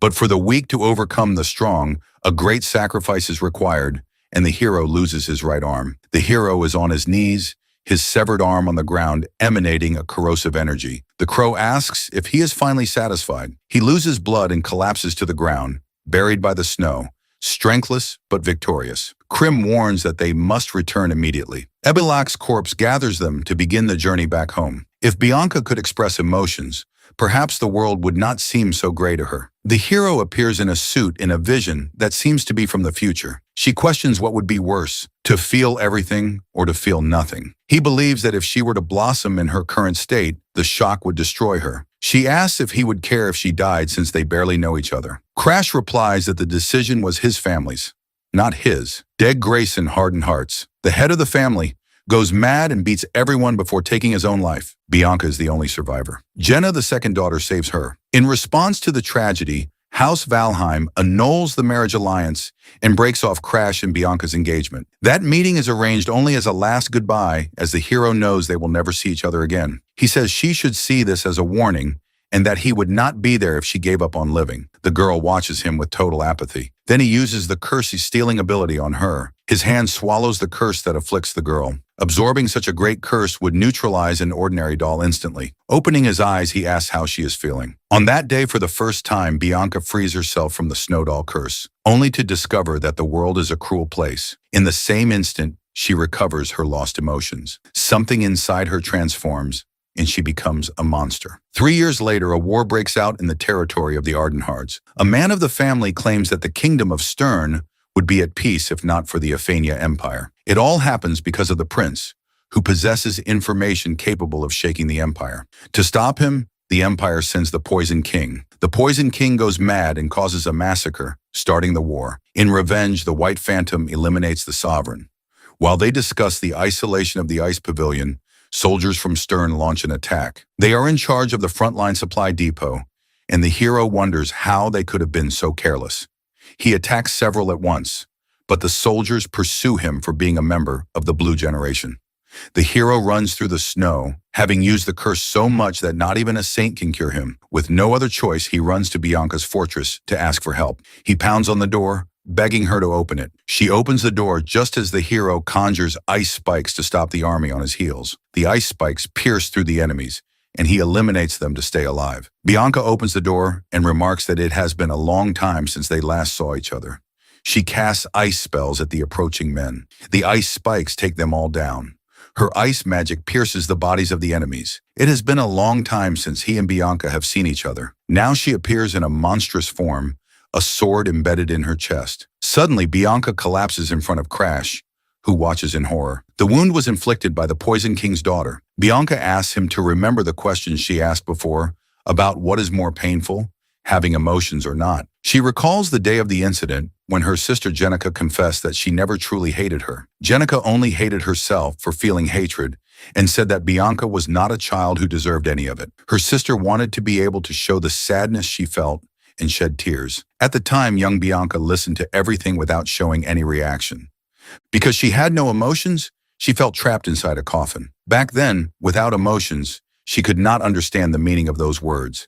It was a complex and contradictory feeling. Even when the hardened hearts crumbled, she suffered, but she felt nothing. Now that she knows emotions, she finally understands her sister's words. Her sister truly loved her, even while showing hatred. If only her emotions had awakened sooner, everything could have been different. They could have shared their sadness as a family, and the end would not have been the same. And maybe with Crash, they could have stayed together. Now on her deathbed, she thinks they could have stayed married. Crash watches the scene in silence, overcome with sadness. Back in the present, he wakes up remembering everything that happened in his past life. Bianca presses a hand against her own wounds. She says she is by Crash's side, and the crow is glad he has finally woken up. They realize they are in the Ardenhart house. Bianca asks if his arm still hurts. Crash asks if they climbed the mountain alone, because if Queen had not warned him, he would not have made it in time. He starts to get up in pain, remembering something, and picks up the snowflake-shaped hair clip that belongs to Bianca. He places it in her hair and apologizes for not wrapping the gift. She thanks him, saying that now she can finally make him a snack. Then Bianca calls out to Crash to tell him something. She says she has no emotions, and yet she tried her absolute best to save him. She cannot feel joy, anger, or sadness. That is why she feels so frustrated. She cannot stand it anymore, and she does not want to be this way in moments like these. She says she wants to smile and cry by his side. She wants to feel anger with him when the situation calls for it, but she would hate for his emotions to disappear like hers. If he cannot smile, then she does not want to smile either. Hearing Bianca's declaration, Crash breaks into a smile. He says she does not need to worry since the curse's effect is hauled for anyone who is not the direct target. Hearing this, she asks Crash to bring back her emotions. He replies that she did not even need to ask, as he will obviously do what she wants. The second condition is unlocked, and he becomes the most important person in Bianca's life. And so another lock on the curse breaks, allowing him to advance his plan to steal her. This has always been his plan from the very beginning. The girl also feels something changing inside her. He extends his hand toward Bianca. With a smile on his face, he reaches out and promises that he will do this for her. If she could express her emotions, she would be hugging him. She would also be crying a lot if the curse did not prevent her from feeling. At least the world does not seem so gray, a phrase she often repeated in her past life. We see Bianca suffering from a cold. He asks if she is feeling any better. Her impassive expression has returned and she again struggles to show what she feels. Janica Harden asks Crash if she may come in. He allows his fiance's sister to enter. She asks what happened to Bianca's eyes. Janica explains that their brother asked her to invite Bianca to lunch and brought food since Crash cannot move. He finds it strange that she wants to act like a family. He recalls that in their past life, Janica did not even look at her sister. She only apologized much later, and now he wonders if history will repeat itself. Bianca stands up visibly sick. He tells her that if Janica tries to change her attitude, Bianca has no obligation to forgive her and can ignore her if she does not like it. He promises that when this is all over, they will go home together. She tries to process her fiance's words. Then for some reason, the girl panics. She puts a hand to her face and tries to say something. She uses her fingers to force the corners of her mouth up, saying she is happy and that she is smiling. Janica says goodbye to Crash, and they agree to see each other later. He asks Ebelas to lend him his ears for a moment. He wants to listen in on the conversation between Bianca and her sister. He warns that if they say one wrong thing to her, he will sink the entire place, no matter who is watching. The crow questions if he really thinks he can steal its immortality in his condition, and remarks how bold he is for a returner. He tells the crow not to provoke him, as a wound like this can be healed in an instant by a saint from the Holy Land. The Holy Land of Freeman, one of the 4 great nations, is where the saint with the divine power to resurrect the dead lives. The crow doubts House Val would spend a fortune on a saint to heal someone as useless as him and suggests they replace him with a better right hand. The crow tries to understand what Val means by replacing his arm. He wonders if this was the reason Val recruited Balask, who could easily stitch on the right arm. In his rat form, Bilasi knows it will be simple to stitch a corpse's arm onto his body. The crow asks if Val plans to use Balask for all he is worth, concluding that regressors are a bunch of cold calculators. Crims who told him about the arm, and if he really believes he can fix it. He answers that it was the sword demon, leaving the crow in a state of shock. Crim asks in disbelief if he truly found the remains of the sword demon, the legendary swordsman who once shook the world, a master of the quick draw, known for killing enemies before they saw his blade. He is Crimson's most valuable subordinate, and the crow does not want Val to get near. Val states that he needs to become stronger, and that Crim must help him in the same way he helped the sword demon. The crow refuses, but Val insists, saying he knows Crim cares about all of his subordinates. He explains that finding the weakness of the Crimson Garden, the main body, is in fact very simple. The Crimson Garden sees the world through the eyes of its subordinates, and that is why Crim unconsciously becomes attached to them. Arthur had the saint by his side. If she kept healing the subordinates while he tortured them, the Crimson Garden itself would eventually reveal its location. He remembers thinking it was insane, exactly as Arthur had predicted back then. He uses this logic to persuade Crim mentioning that the sword demon died of old age. Val argues that by transplanting the sword demon's arm onto himself, he can bring the legendary technique back to life. The crow considers that this is what the sword demon would have wanted if he were still alive. Krim gives in and tells Val to wait for just 2 days. Val thanks him, but Krim warns him not to use his real name when he wants something, and then leaves. With that, the matter of his severed arm is about to be resolved. Now he just needs to observe the reaction of House Valhan to the news he sent and align his story about the arm with the hardened hearts. He also worries about the butler Ariad, who will soon discover his presence in Harden despite being told he was at the Green Pine Mansion. If it comes to that, he will simply tell the butler to mind his own business. Still, a bad feeling about all of this washes over him. Elsewhere, Bianca refuses a request.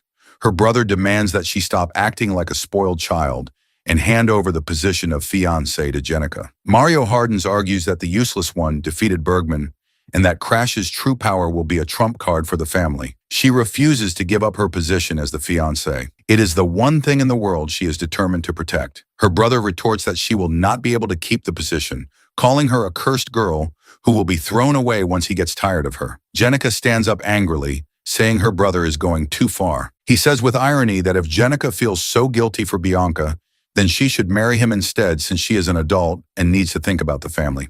Bianca replies that she does not care what happens to the house because there has never been a place for her among the hardened hearts. Her father and her brother never cared about her, so her decision is made. Even if she is cast out and loses everything, she will stay by Crash's side. Her brother Mary explodes in fury and screams at Bianca. At that moment, someone appears. Marianne says he is busy, and the conversation is abruptly interrupted. Crash appears, stating he heard something in the hallway he could not ignore. The older brother warns him, saying he should be resting because of his injuries. He lays out 2 rumors that are spreading. The first says Crash saved his fiancée and defeated the killer hound, which cost him an arm. The other rumor claims the security of House Hardenhards is so pathetic it could not even stop the creature, and that they allowed a direct descendant of House Valheim to be placed in mortal danger in the patriarch's absence. He intimidates Lord Marion, certain he understands which of the 2 rumors sounds more convincing. He proposes a simple solution. Mariokin must let Bianca do as she wishes, as the decision to continue or end the engagement is hers. Marion thought Crash just wanted to leave Hardenarts, but he has no intention of abandoning Bianca and does not care about the curse. The Lord refuses to believe they have truly formed such a bond. Faced with Crash's insistence, Marianne gives in and decides to leave Bianca in his hands. Crash then asks if the priest of Harden can truly heal his arm. The results will be visible in 2 days, which presents a good opportunity for the priest's reputation. Marianne agrees and promises to inform Crash as soon as the treatment's results are revealed. Jenica observes how her sister Bianca has changed and how she seems truly in love. Elsewhere, a man with a fully stitched arm reads a letter. With long white hair, the man thinks of Crash. This man is the patriarch of the Valheim family. 2 days later, in an open field in Hardenars, Crash is training. He combines the sword demon's quick draw art with the single strike skill, focusing his aura into the extreme blood immersion poison. He tries to execute the movements with only one arm but finds it enormously difficult. He thinks that the reality of being useless has not changed. Still, he feels relieved that the Snowdoll's curse worked, neutralizing the flow of the immersion poison.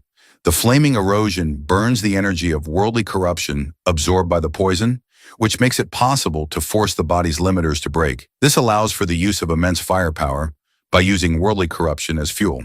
But there is a price to pay. The instant the skill ends, the user is incapacitated as the flaming erosion pushes the body's internal heat to its limit.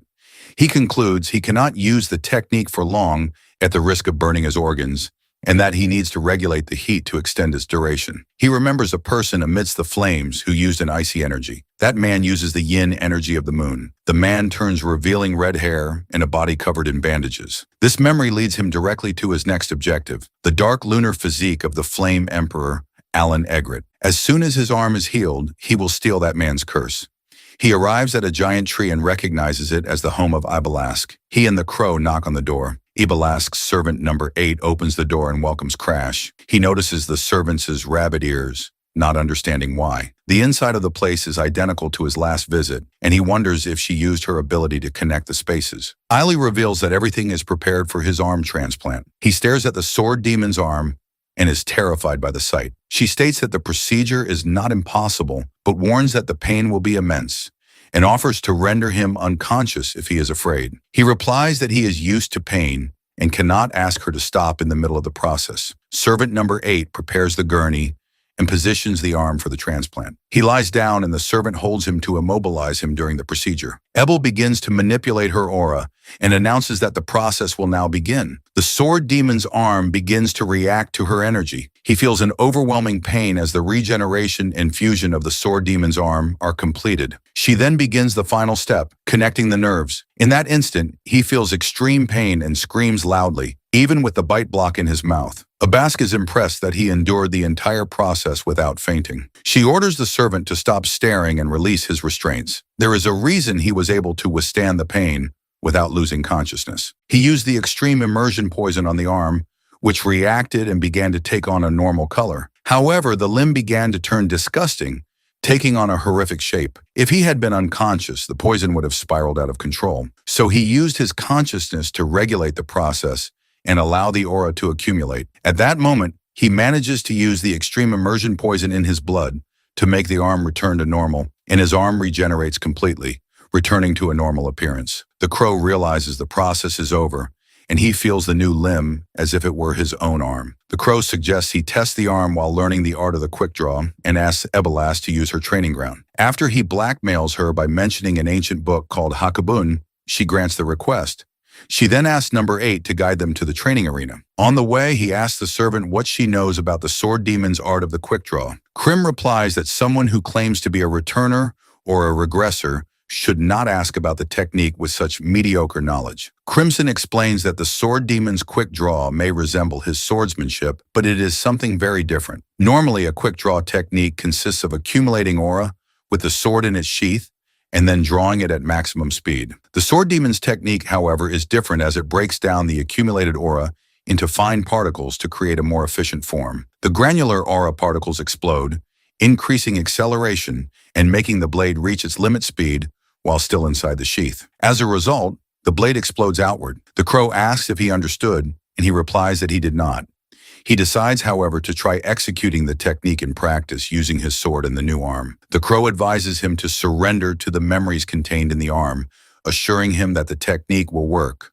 The thousands of strikes from the sword demon must be engraved in the arm, and he prepares to test this theory. Confident, he gets into position and prepares to draw his sword. Krim's mastery in the sword demon's arm. Everything now comes together in him. All that remains is his will to train, to replicate the sword draw as many times as it takes. Days later, he stops his training with the demon arm. He notices an immense amount of aura gathering in his sword. The blade fills with energy, becoming heavy in his hands. His eyes gleam as he witnesses the phenomenon. He unleashes a slash with the new arm, destroying a vast portion of land before him. The servant number 8 can see the blade's trajectory with her own eyes. He realizes that the sword demon's technique should be so fast it is imperceptible. An immense beam of light begins to form. He concludes that the problem is his aura, and the only choice is to return to the Green Pine Mansion to learn more. He thanks number 8 for her company during his training. She says he should have more confidence as a single-digit number, like her possesses the strength of a master. Bilas notices the silence and asks if the training is over. He informs Bilask that he will return to Valheim today. He warns her that if she accompanies him, she will be captured immediately, and so she must stay where she is. He understands she is referring to the 5 elders of Valheim, the same ones who tried to enslave her. He then asks if she would mind staying as he needs a favor. He asks her to watch a person known as the King of Poisons so that he does not interfere with the hardened hearts. Her only task is to ensure the patriarch of the Grain family remains safe. Bilas knows it will not be easy, but she agrees to protect the patriarch, and he thanks her. She seems exhausted by the number of requests, but understands she is just returning a favor. She does not even know what he could ask for in return. The servant number 8 asks if her mistress is okay with the decision, and Balask replies that she normally would have followed him. However, she admits that if she stayed with him any longer, she would start to project the image of her old companions onto Crash. Besides, the problems that follow a man like him would be harmful to her. In the end, she simply prefers to stay home and rest. Still, she fears he will get into some kind of trouble. She states that if that happens, she will show up to return the favor. The butler welcomes Master Crash on his return. Crash asks if anything happened at the mansion during his absence. The butler reports that the main house asked about his whereabouts, and he told them the young master was with Bianca. He explains that he posed as a careless servant in the reports to the main house, making it seem like the truth was discovered through his mistake. As a result, the main house suspected nothing, held him responsible for the failure, and fired him, calming the situation. Crash is pleased with how he handled the situation, noting that the butler remains as efficient as ever. Furthermore, the chief butler will arrive soon for a re-evaluation. The chief butler oversees all of Valheim's butlers, the only one capable of evaluating the direct descendants, and her results determine the treatment of the heirs. Dealing with her is a problem, but he needs the family's influence to steal the dark lunar physique from the Flame Emperor Alan. That is why he already plans to prove his strength. Also, Lord Darling leaves a message asking him to bring the materials as soon as he returns. He thanks Ariad, who informs him there is one last thing to report. Ariad states that Lady Charlotte is returning. To be more precise, she is in young Master Crash's room, from where she leaps out the window at that very instant. She descends using only her energy and comments that it has been a long time since she last saw her brother Crash. He knew she would show up sooner or later, but he is still surprised. She says she nearly died of boredom from having to wait so long, revealing herself as the fourth daughter of the Valham family. Charlotte asks if she should have taken longer since he seems to think so. She states that she could not have taken any longer than this. He feels an overwhelming pressure and concludes that Charlotte has probably already surpassed the master level. Then she says she is just kidding and that she heard he fought like a hero to save his fiancée. She approaches Bianca, who remains asleep and does not wake from the conversation. Seeing her brother back away, she says she is not going to steal his wife. She tells him he does not need to look at her like that, and he replies that he is surprised to have his house invaded without warning. Charlotte scoffs at the way he refers to the house as his own. Then she releases more energy and increases the pressure to intimidate her younger brother. She states that the mansion belongs to the Valheim family, and therefore it also belongs to her. She says she only came to her own home, and yet he acts with such a pretentious attitude. She says she thought they were close, and that is why she kept his secret. He then asks if she is angry. She reveals she knows about the contract he made with a god to reach the mid-specialist level and states that Crash has finally grown up. He realizes she has awakened her perception, a mind's eye that sees through everything. She senses something dark in him which makes him worried. Now he understands why the assassin hound could not defeat her. It is not a mind's eye, but the power to see through the stars. The star eye sees even the world's corruption, and that is why the assassin hound's illusions did not work against her. He imagines the fight against the assassin hound, a battle where the enemy's illusions were completely useless. This means she has seen through his current state and knows about the black flame, a flame that, according to Queen, is only visible to the corruptor himself or to one of his servants. There are few people in the world capable of identifying the power of the world's corruption and seeing the star mark on its servants. He then understands how it works, remembering the black star he saw on the assassin hound's neck. However, he is fundamentally different from them. They are the world's corruption itself. While he only has his aura mixed with it, most people would just mistake his condition for a simple curse. Apparently, nothing has changed since his return, but he does not lower his guard. He knows that the moment Charlotte discovers he can control the world's corruption, she will try to eliminate him. She declares her intention to try everything to see if he shares the same greed. Then, she asks him to leave Bianca in the room and accompany her to the training grounds. She announces she will test his skills, and her aura already manifests around her. She draws the sword from its sheath, releasing an immense pressure. He never imagined he would fight his sister, who is now on a completely different level. She warns him that she will get angry if he holds back, and demands that he attack her with full force. She supposes he must have learned some new tricks during his absence. He draws his sword from its sheath, using the demonic arm. He charges at her at high speed. She taunts him, saying that 3 minutes have passed, and he still has not used his sword or enveloped it with his aura. She finds it strange that he wants to attack first, and asks why he is still standing still. Seeing that he will not move, she decides to take the initiative, and charges with everything she has. As she charges, he closes his eyes an instant before impact. A heat boils throughout her body, burning the world's corruption to overcome her physical limits. He sees the exact duration of that power surge. He understands that the effect lasts only 1 second. In that instant, he uses the first form of flaming erosion and the flaming strike. Covered in aura, his sister is surprised by his movement. In that moment, the two swords and their energies collide. She sees that Crash attacked with everything from the start of the fight, and yet she remains unharmed. Crash raises the sword above his head and channels energy into his body. Her aura enters its second of activation. Now he unleashes the heavenly sword strike. The attack hits his sister, and her wooden sword flies from her hands. Crash is still holding back, and her wooden sword shatters. Without a real blade, she forges a new weapon with her own aura. She condenses her aura, demonstrating her mastery as a swordswoman, while Crash activates a purple magic in his hand. He uses his ability, and a mouth materializes on the palm of his hand. He activates the Black Hood against his sister, Charlotte Valheim. At his current level, he cannot break through her aura. The aura blade strikes him on the palm of his hand, yet he does not retreat. Despite this, the curse of the Black Hood hits her. In that instant, his sword comes very close to her neck. He then declares that she is captured and that he has won the fight. Crash uses the Black Hood's ability against his own sister. With his current strength, he cannot pierce her aura, but it is enough to make the curse reach her. The girl admits that the attack was unexpected. She reflects that Crash truly managed to touch the flow of her aura, a unique power granted by the gods, an immense current that envelops her body at all times, an absolute barrier that no one weaker or at her same level has ever touched. Crash is the first, and he even held back in the fight using no swordsmanship techniques. But if that attack had truly connected, she could have died in that exact instant, a result that should never be possible. She talks with Ariadne, worried about Crash's arm, which seems to be completely healed. Crash mentions that he will go to Ray Hearn Academy, but right after the mock battle, he loses consciousness. There are only 3 weeks left until enrollment, and she says that is plenty of time, deciding to go on ahead to wait for him. A few days later, at the Danphalian Alchemy Workshop, the elixir is complete.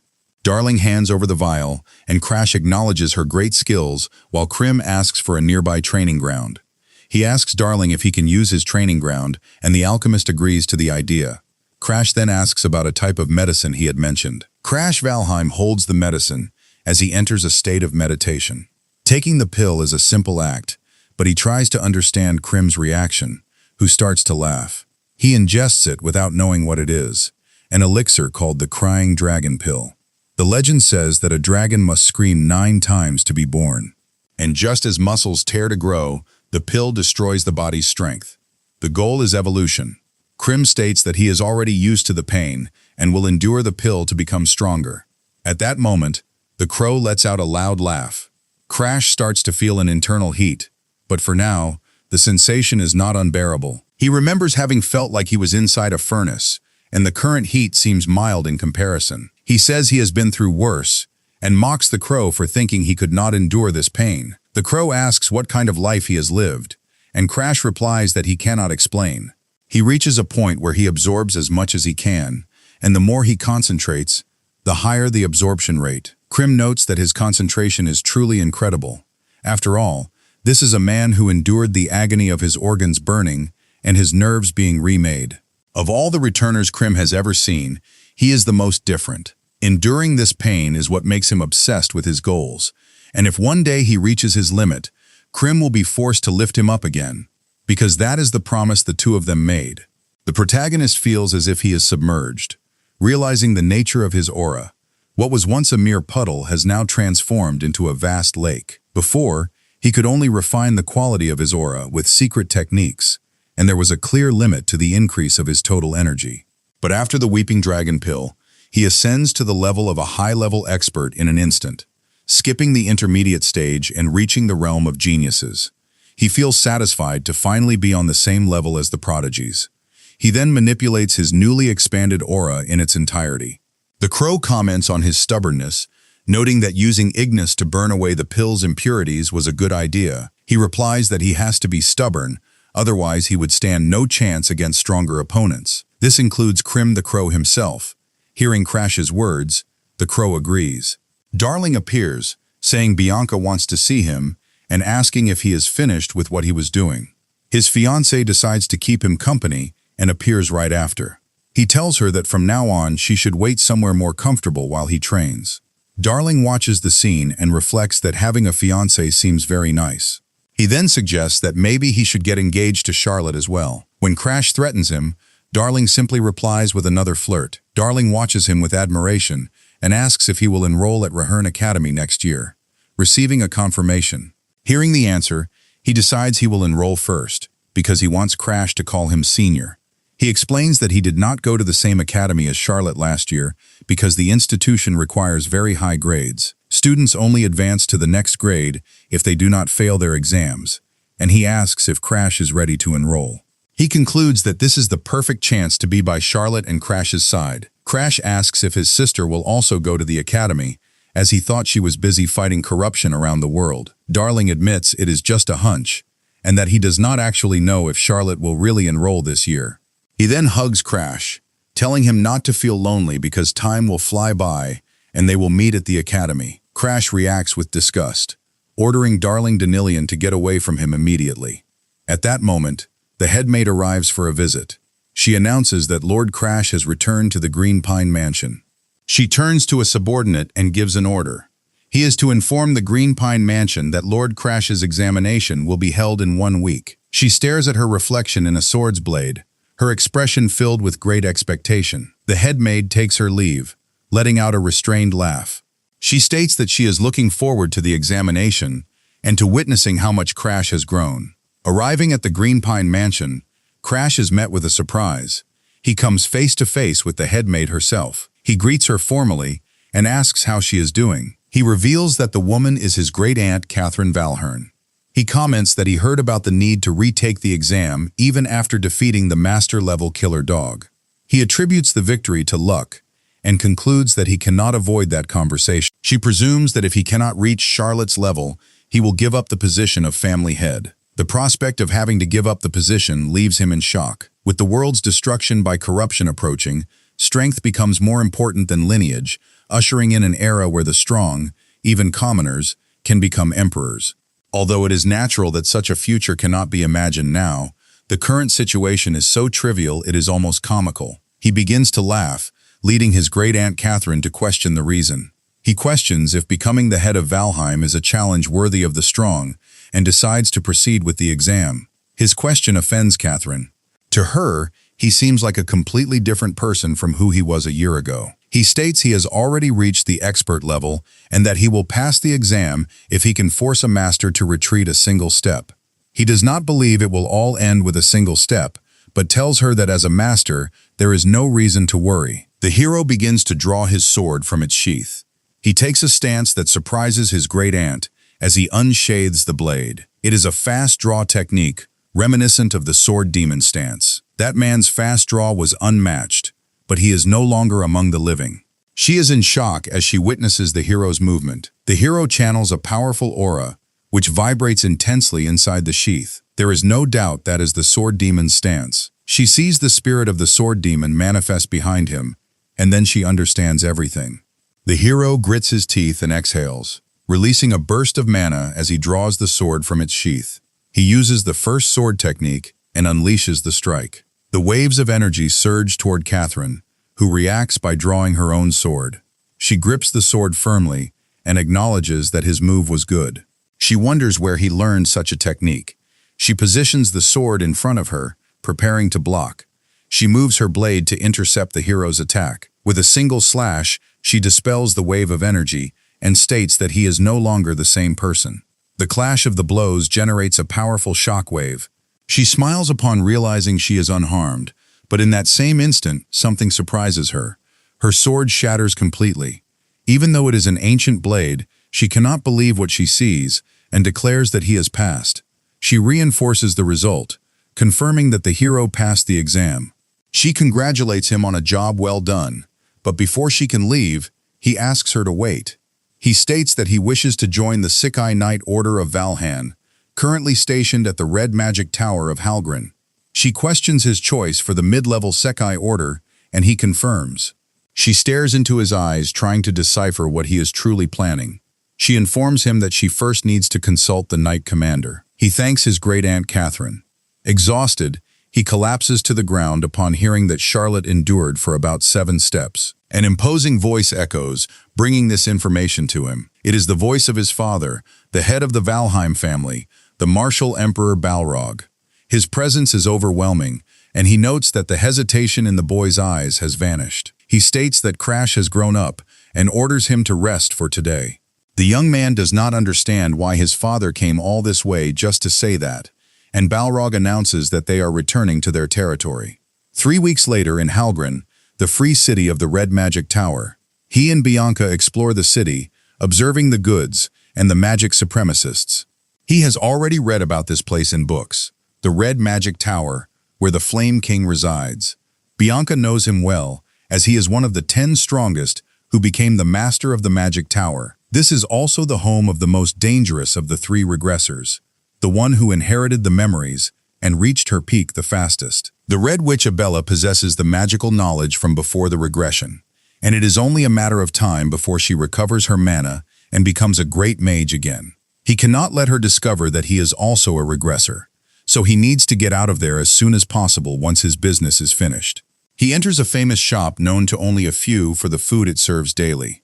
He approaches Lelina to discuss the master's potion, a maid serving Alan of the Egret family. He notices that she has not changed at all.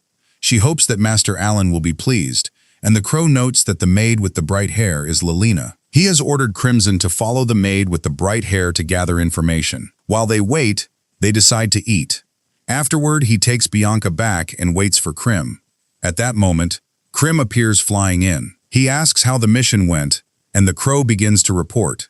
After the events at the mansion, the grandson of the Flame Emperor, Alan Egret, Crimson reports that he took his own life. The face of Alan Egret is revealed after the act. People rush to cut the rope as soon as they find his body. A young woman cries upon seeing the body of Lord Alan Egret. His mother begs for them to let her join him. She states that she no longer has any reason to keep living. The girl offers food to the crow, but the attempts to kill him pile up. The week before last, it was poison, and last week a hanging. If this continues, the next attempt could be fatal. Suddenly, a voice emerges, offering help to solve the problem. She asks who is there and notices her crow. Crim is fatter, a sign that someone has been feeding him. Our hero reveals himself, accompanied by his own crow, and introduces himself as Crash, the youngest son of the Valheim family. She recognizes the name of the most powerful martial family in the kingdom of Stargrown, and questions why the son of such a prestigious house is listening to other people's conversation. He claims he overheard by chance and thought he could be helpful. He reveals the true reason for Alan's anguish. His loss of the will to live is due to the disappearance of Dorothy, a student at the Magic Academy. She is astonished by the revelation, as only a few people in the family knew that secret. He continues questioning why they would hide the disappearance of an ordinary girl and concludes that there is something very strange about it. From another perspective, he observes that the world's corruption and the corrupted species are constantly evolving. Because of this, forbidden areas like the Spirit King's forest have expanded. But the girl does not understand why he is talking about this. He explains that the Spirit King's forest evolved and produced all of this, revealing that this is Dorothy's true identity. That is why the deputy head keeps her existence a secret. The girl then asks why she is hearing all this, since she is just a maid. Our hero replies that he watches her every day going to a distant dining hall and worrying about Alan even when she is alone. He believes that finding someone like her is the only way to save Lord Alan. Crash reveals that although Alan may not know it, he was saved by him once in the past. Alan saved him from the flames because he did not want to lose him. To repay that favor, he asks her to help Lord Alan, promising he will bring Dorothy back from the Spirit King's forest in a few days. Spirits are corrupted creatures that threaten the world from the forests. On the outskirts of Halgrim, the Red Magic Tower acts as a great barrier fighting on the front lines. To stop the forest's advance, the head of the family wonders why he was chosen to enter under the pretext of a forbidden investigation. Safina, the team's fourth-class investigator, is under surveillance by the main house. Our hero informs them that he will join the Seikai Knights in Helgrin, which would be another problem for them to handle. He receives the investigator's badge, and she warns him that although his subordinate is competent, there are places unauthorized people cannot enter. She introduces herself as Milsis, a third-class investigator from Saphira, and informs them she is accompanying Cloud, a fourth-class combatant. The luminous dust from the spirits is thicker, and they must be extra careful as they enter the forest. Our hero realizes something has been strange since the day before, a feeling that is out of the ordinary and deeply unsettling. The story goes that a long time ago, a subordinate of the egret family led a spirit out of the forest. That subordinate and the spirit traveled the world, giving rise to the story of the first spiritualist. Our hero recognizes the legend of the chaos spirit and its spiritualist. In that instant, a monster emerges from the shadows behind him, growling the name Agni. The story goes that when the first spiritualist left this world, the chaos spirit did not understand and believed it had been abandoned. The spirit lost control and destroyed an entire city in a single night. The egret family took responsibility, but since then, making contracts with spirits has become taboo. They came to be treated as creatures to be exterminated. Kryn states that his goal is to return to the forest and recover his original form. The creature seems to have lost all reason. Now only pure aggression remains in this chaotic spirit. The subordinate is just a child, so he decides to handle the problem himself. However, his current body has no combat skills, and his only option is to flee. Several attacks are launched against the creature. He realizes he does not need to flee and attacks with his sword. After all, he is the one who defeated the spirit of chaos in his previous life. He thanks the creature for guiding him to the entrance of the forest. He charges at the creature, and using his sixth sense, continues the assault with his sword of fire. Before the regression, he struggled since only skill attacks worked. Now, however, he possesses Ignis, the most aggressive of all flames, which reduces everything it touches to ash. He attacks now before the world is fully corrupted, and the spirit of chaos grows even stronger. The blow strikes the green creature, which immediately begins to thrash. Compared to the past, a single strike is more than enough to defeat the monster, splitting it in two. He concludes that the spirit is weaker than he expected. Its passage through the forest must have partially purified it. He begins to absorb the power of the spirit of chaos, including its incredible regenerative ability. The creature finally dies when its spiritual core is destroyed, and he absorbs it with his ability. Now he can absorb the power of the corruption without the need to destroy it completely. The creature's core is completely absorbed. His ability, the Black Hood, captures the curse of Agni. The curse enters his hand and is completely assimilated. He calls for Crimson Garden, who accompanies him on this mission. It is the creature's final farewell as it whispers the name of Igni one last time. She wanted to speak with Agni one more time. She waited all this time because she believed Agni would never abandon her. The girl thinks of Agni, and a wave of sadness washes over her. She remembers a time when Agni would hold her. Crimson Garden laments the farewell. He decides not to interfere, as his role is simply to observe the world through his subordinates. He says that he still cannot forget the presence of Agni, and asks if that is why Crimson came to see him. Instead of caring for the subordinate with a limited life, he thinks Crimson should have taken care of him instead. The being replies that for that to happen, he should have relied on the help of others. He admits that he did not realize and apologizes. After expressing his regret, he vanishes into thin air, and the crow returns feeling lighter. The girl, Lolina, asks if the crow is not well fed and if he can see Lord Allen. Lolina asks if he has found a way to locate Dorothy, and he confirms that he has. To summon her, he will need the help of Miss Lolina and Lord Allen. He will give her an artifact capable of bypassing the mansion's defensive magic. When everyone is asleep, he will go to Lord Allen's room. Because he possesses the dark lunar physique, his day and night cycles are reversed. At that moment, he hears someone enter and thinks it is Dorothy. The hero realizes that the man is completely distraught from insomnia. He then asks if Allen wishes to see Dorothy. Allen replies without hesitation that he needs to see her immediately. The hero states he can grant his wish, but only if he sacrifices everything. Allen assures him he will do anything, and the hero declares the deal is sealed. First, he must give up the dark lunar physique.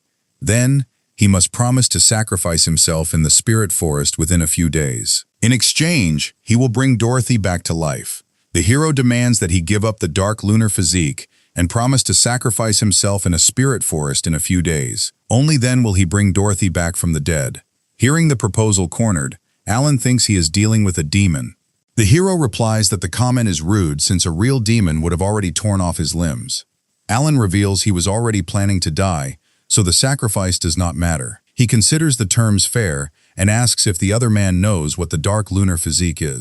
Even so, he shakes the hero's hand, showing his trust and asking for more details. Alan Gret trembles in his room.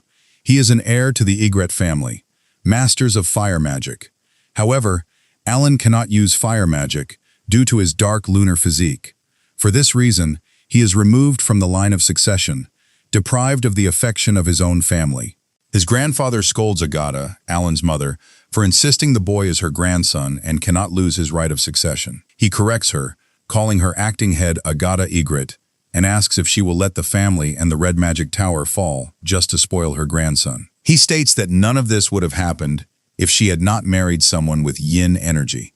The grandfather mentions the rumors about a girl named Bella in the Red Magic Tower, a young woman with great talent for fire magic. He suggests that if she does not intend to have another child, she should adopt the girl as her own daughter. Before leaving, he asks harshly if Agata Egret understood his orders. Then he turns to Alan and calls him a useless boy. He adds that if his grandson had at least half of Bella's talent, he could be the successor.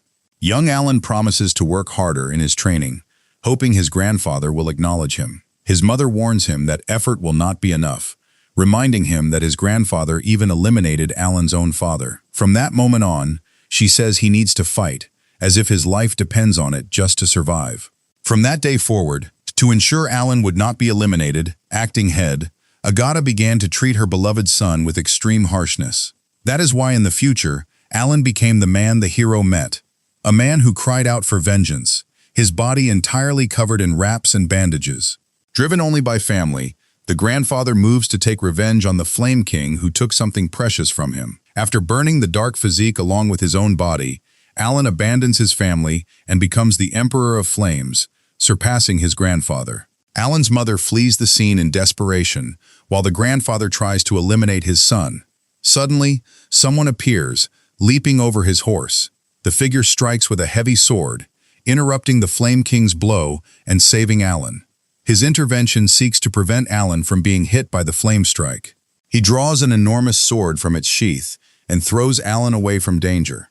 In that instant, Lolina catches Alan, saving his life. Lolina appears accompanied by the Crow Queen. She reveals that in her pocket are a letter from Crash and Dorothy's crystal. Alan and Egret take the paper from Lolina's pocket.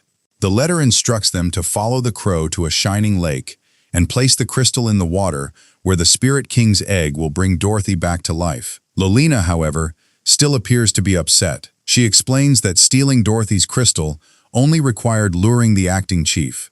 Alan Egret wonders if Crash is all right. Crash appears unharmed, holding his sword. He says he does not understand why Alan wants his dark lunar physique, but states he will hand it over if necessary. He instructs him to take the power and begins to release the dark lunar physique. With this, all the seals break, allowing the protagonist to absorb the curse. Crash appears without a single scratch. Sword in hand, he insists that he take the power immediately and begins releasing the dark lunar physique. A vortex of energy forms as the chains shatter, releasing the ability. The head of the family, the Flame King, is in a state of shock. He realizes the young man's energy has suddenly grown stronger and is shocked to recognize him as the worthless one from the Valheim family. The young man confirms his identity. He is Crash. Then he adds that he is Alan's friend. The Flame King can hardly believe the young man's sudden burst of energy.